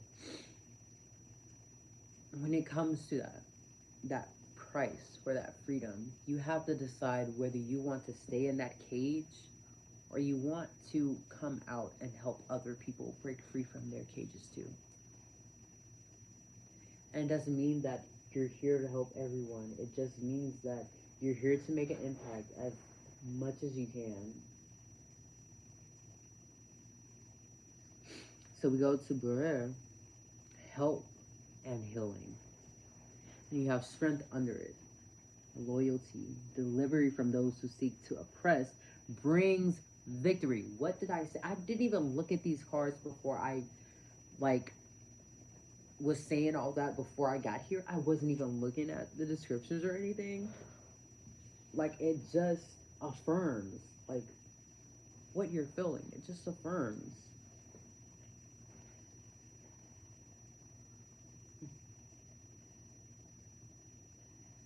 It just affirms it. You have the strength. You have the courage. You have the responsibility. You have the dignity. You have everything you need. Those tools are already there. Those things that you are feeling are already there. You have it inside. So let it out. What did Elsa say? Not Elsa. Elsa said, "Let it go, not let it out."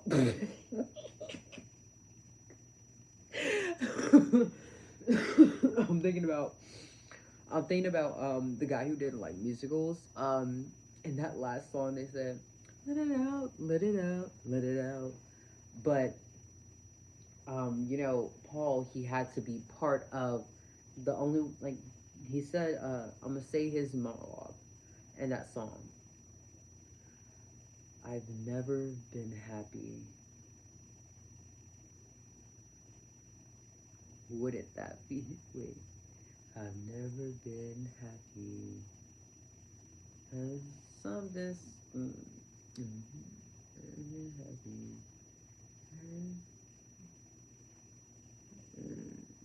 Wouldn't that be nice? Is this the secret? Singing and dancing through life is my integrity. Worth anything at all. When something rise before it falls. I love that. I love it, but I haven't heard it in a long time. And that entire series is just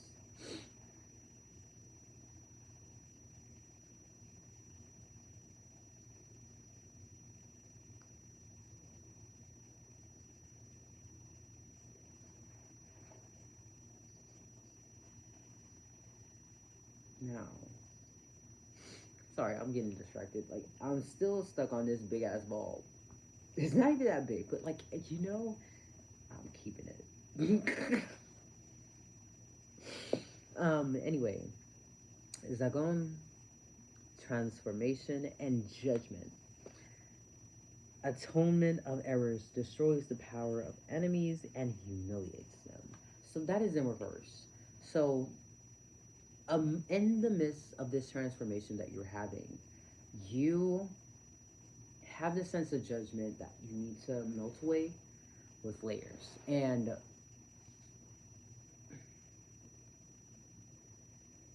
the thing is that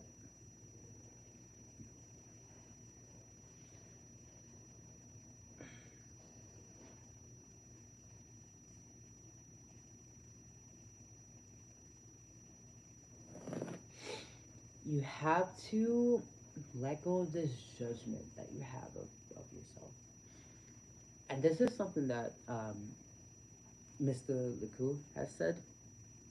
He he put it in a way to where I was just understanding that if I'm judging myself, it's possible, and it's not even just that it's possible. I am judging others by that same standard. You know what I mean? If I'm judging myself, then I'm judging others, right? Looking in the mirror. I don't think he said that, but that's what I took away from it. You know what I mean? Like, I don't. I, I'm a little hazy right now, but with that being said, Like, in that same token, if you're judging yourself, then you're judging others, most definitely. And those judgments come from somewhere. Where we go to undress.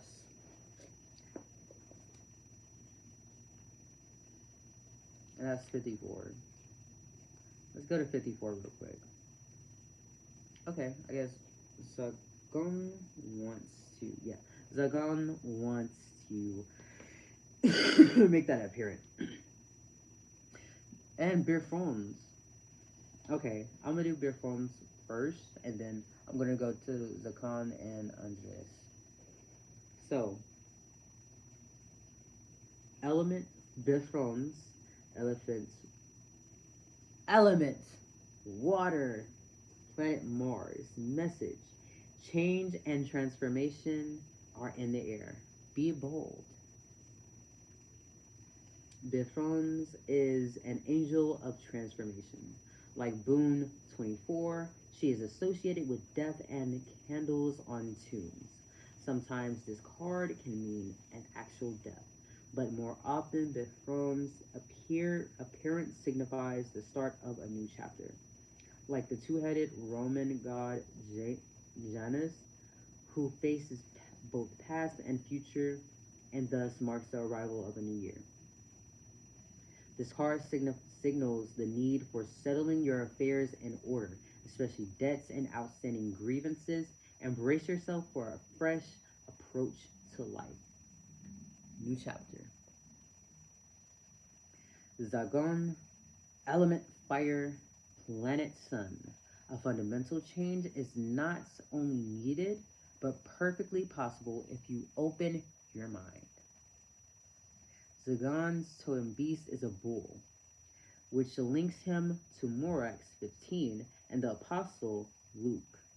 Zagan is Zagan was a patron of the old alchemists, possessing as he does the secrets of transmuting one material into another.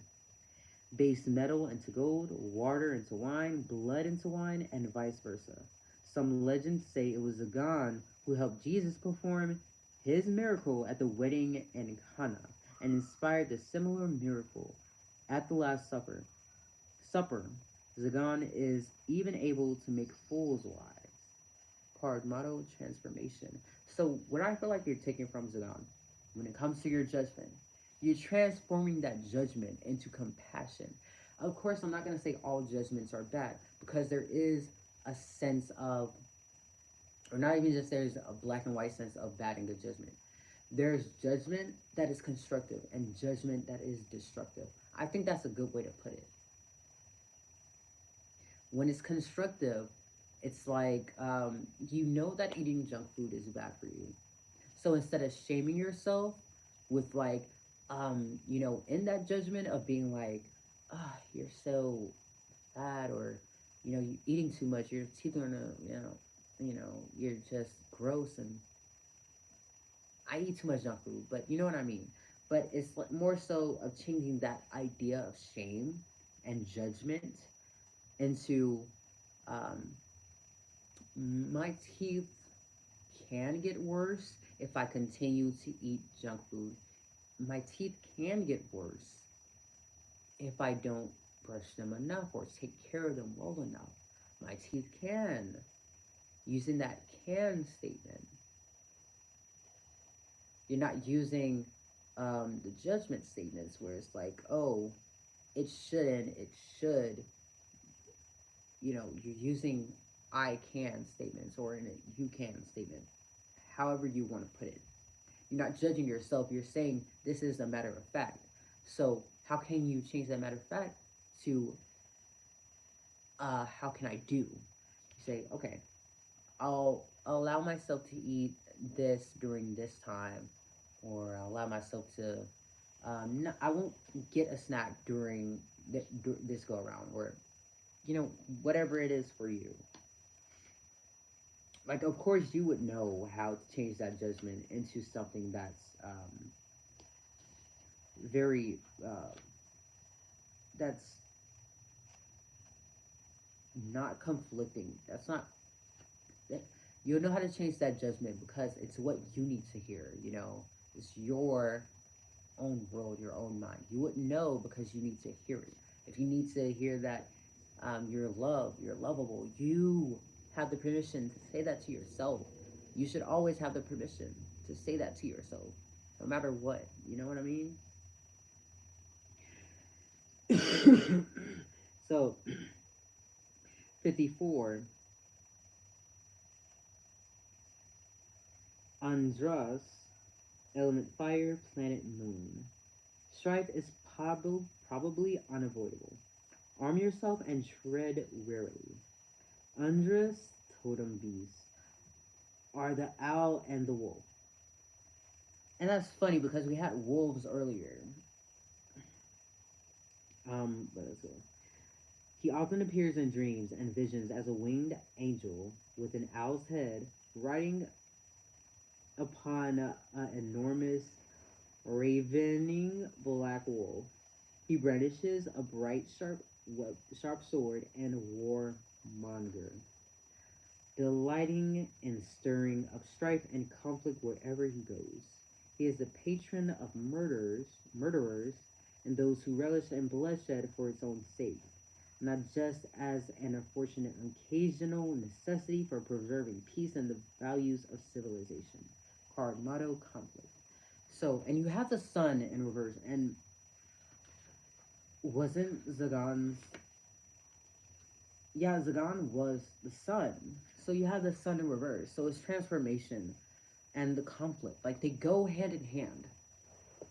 Because when it comes to transformation and the conflict arises when you need the most transformation, right? So when you see that the sun, it has restoration of life, protection from adversaries, rabies, and wild beasts. And what we said about the judgment, it can be said about the sun and learning to love life again, learning to love yourself, loving what you are. You shouldn't be scared of the conflict. And if you see that if you see that someone or something is just making you feel uncomfortable simply by just not respecting you, then you are able to say no. You can always say no. No is always an option. Even if it starts halfway and you don't want to do it anymore, say no. You can say no. It is always an option. And moving on to Barbados. Six, yeah, six, but Spirit of Nature, and Seven of Pentacles, Discernment, General Prosperity, the Deliverance of Prisoners. We're going back. It's helping and healing with strength. And living requires being in nature. Living requires being part of the world. Living requires not just being at one with everything that's around, but being at one with yourself, being in alignment with yourself. And don't even think of it as delivering like literal prisoners, but don't even think of it as like delivering literal prisoners. You're delivering yourself from your own prison, from your own mental games. What I say about the white lies and the lies that you were living in, the lies that you allowed yourself to believe, that you didn't challenge because you were told not to challenge those, or you were told that you shouldn't do this, you shouldn't do that. I mean, some stuff that you shouldn't do, but most of the stuff that just made you be who you are, and you were just, you know, discouraged from that, like, you know, like that stuff right there, you are a prisoner within that. And last but not least, Dandelion. And I love that. I'm gonna look at Dandelion. Empathy. You have the Five of Swords. Desire to know, the acquisition of wisdom.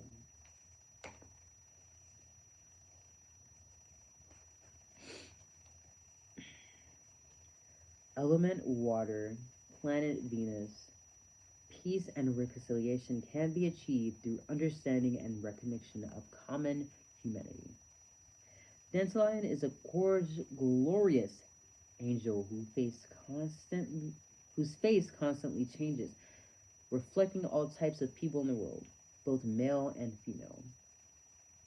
She carries a great book, which is a record of all the lives that are or have been, and these are lives reflected in their shifting continuance. Dandelion teaches insight and empathy, the understanding of the hearts and minds of other people, no matter how different their beliefs, customs, and appearances may at first seem. The angel is a great peacemaker. Card motto: empathy. So what can I say about this? I've actually had a dream to where I my face was changing constantly, and I actually found this talking about this dream a long time ago, but it was with someone whom I was in a relationship with previously, and it didn't last because that dream was a sign of what was to come, not necessarily um, telling me the whole truth, but it was telling me a sign of what was to come because I didn't deal with my own issues enough to realize that I was being put through a test. I was still struggling in some way, especially who I was around and regressing back because when we talk about the skill regression stuff, you can also regress mentally. Not even just like age regression, it's just like you're regressing back from all the progress you made because of doing these simple mistakes, doing these simple, doing these choices. These little choices that you make can build up to something greater. So that had me regressing back, regressing back, not forward, back. And that in itself was the downfall to my previous relationship because I was regressing and not ascending. But with that being said,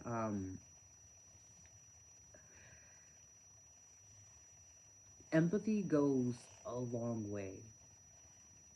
It really does. Because while I can understand why my parents feel some type of way about losing their daughter, and I do that in air quotes because I've never felt like a daughter, let alone a son. I've only felt like a child. A child can be anything. Not anything, but a child a child can be anything, but a child is simply someone who's younger. And I've always felt like a child and not seen or respected as a person. Even before I was conscious enough to realize this, I've always felt it. So having that empathy and understanding that part of you that needed to be seen, that needed to be understood and told that, hey, it's okay. You can live your truth with me. I've never heard that from my parents in the ways that I needed to hear it because they've always shown otherwise. Maybe they're using my name now, but they're not really expressing it in the way that I actually needed, that I always needed. Not even I actually needed, I've always needed it. And I've always said my piece, but it's always been ignored. But UK big head, um, but because I've always been shut down in that type of way, it's just never been easy for me to actually open up anymore about it. So how Barbie and them, um, how in the movie they're like, we don't want it to go back to how it was just Barbie Land. they like having the changes. They had to fake their way into submitting to the Kens in order to get their power back. And they did it so well. Like, and I don't even think it's about surrendering to or faking your way into thing. It's just about you're owning up to those parts of you that didn't get what they need. And you're saying to yourself, because I didn't get this, I'm going to give it to myself. Because I didn't get this, I'm going to do it for myself. And one thing I've always wanted to ask, like, but the reason I don't is because, like, I know, I don't know, but I have the sense of how it's going to go down. I don't know, but I have the sense of how it's going to go down. So I'm not, I'm I'm not mind reading, but I'm already overanalyzing the situation before it actually happens. But with that being said, I've always just had this wanted to ask like, would you rather your child hate you? Would you rather your child no, not hate you? Would you rather your child? Would you rather die knowing that your child hated you, or would you rather die knowing your child loved you? Would you rather die knowing that you could have done something different in supporting your child, or would you rather just not support your child at all? Is those simple things right there that you just have to ask yourself, is my pride really worth giving this up because I don't want my child to do X, Y, and Z, or I don't like, is it really worth it? And you can't ask the same of a child because this is who they are. This is who they need to be respected as. Like, I would rather give this up.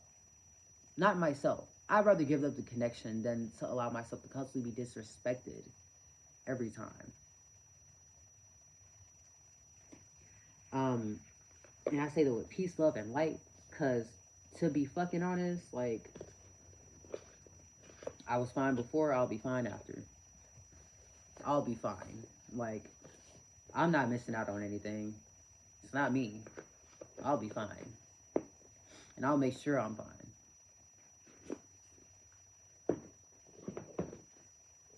Anyway, let's get into these numbers. Ooh, okay. That's a little too much, please. Okay, we have ice cream. Ice cream, you scream, we all scream for ice cream. Yo yo. Y, sorry. T, turtle.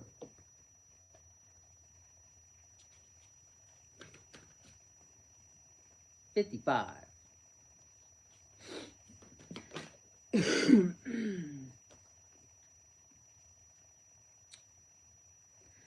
50, 15, and 13. J, jellyfish, and 30. In the back we have fish F. On the front we have quail Q. So, we're learning to love life. And that's funny because they're sea creatures, but you know,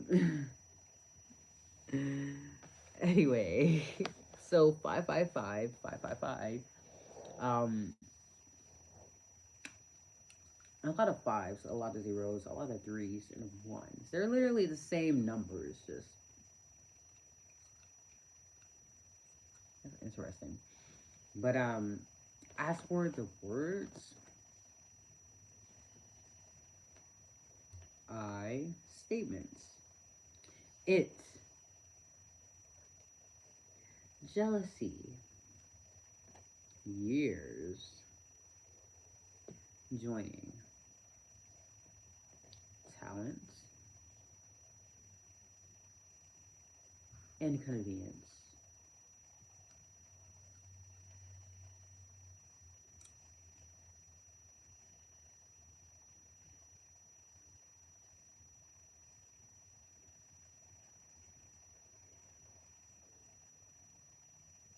It's joy. Yeah, it was something about joy, but it wasn't making sense. But anyway,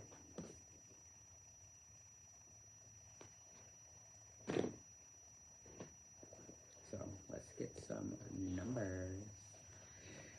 Excuse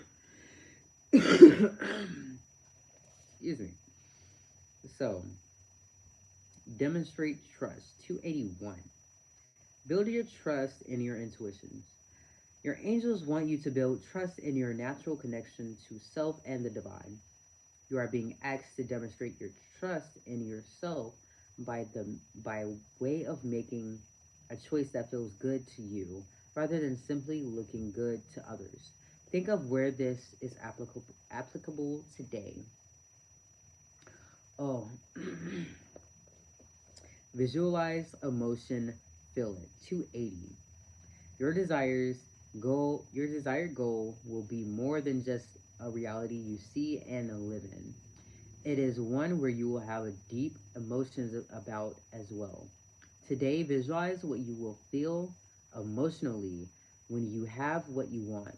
Be specific with your emotions, with your emotional visualization, and feel it as if it already exists.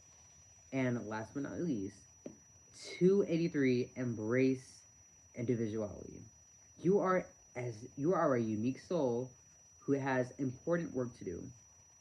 There are those around you who would rather see you mirror their own unique dream ideals and dreams, but you must have a unique journey. But you have a unique journey you must go on. Today, explore who and or what is holding you back from doing what you want. Always and always love. Always and always love. Love yourself, like for real. You can't let no bitch get you down. For reals. I don't even mean to be disrespectful. Like, I'm just serious. You can't let no one get you down. Not in this go around. Not this time. Not ever again at that.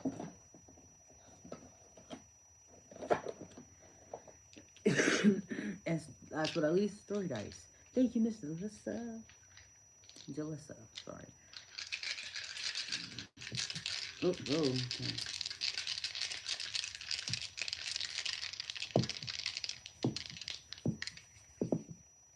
Okay. Ooh.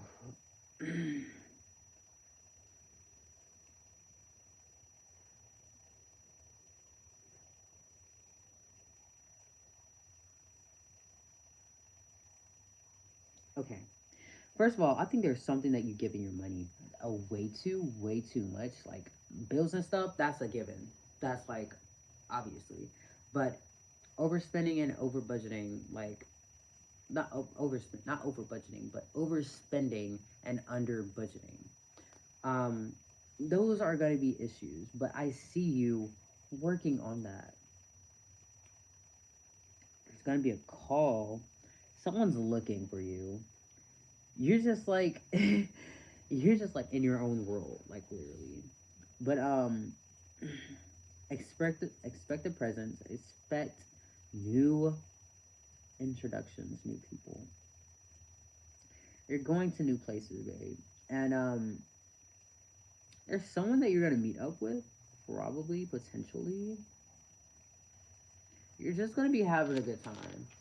You're gonna be in your own world. And the ball just flipped like all the way over somewhere else. Like the ball is getting tossed back up. Like the ball is getting back tossed back up. Like even though you dropped it, it's still gonna bounce back up. Like you haven't lost you haven't lost the ball at all. You haven't lost it. It's still there. It's still waiting for you, you know. I mean it's still coming back up for you. You know, I think that's what I'm talking about. It's still coming back up for you. Like you haven't lost the ball at all. And fuck, it was almost 2 hours. I did not mean for it to go on this long. Like, I'm sorry, I'm all up. Never mind. I thought I was all up in the camera, but I'm just zipping this up as I go. I just close it as I go. But anyway, um, hold on. Sorry.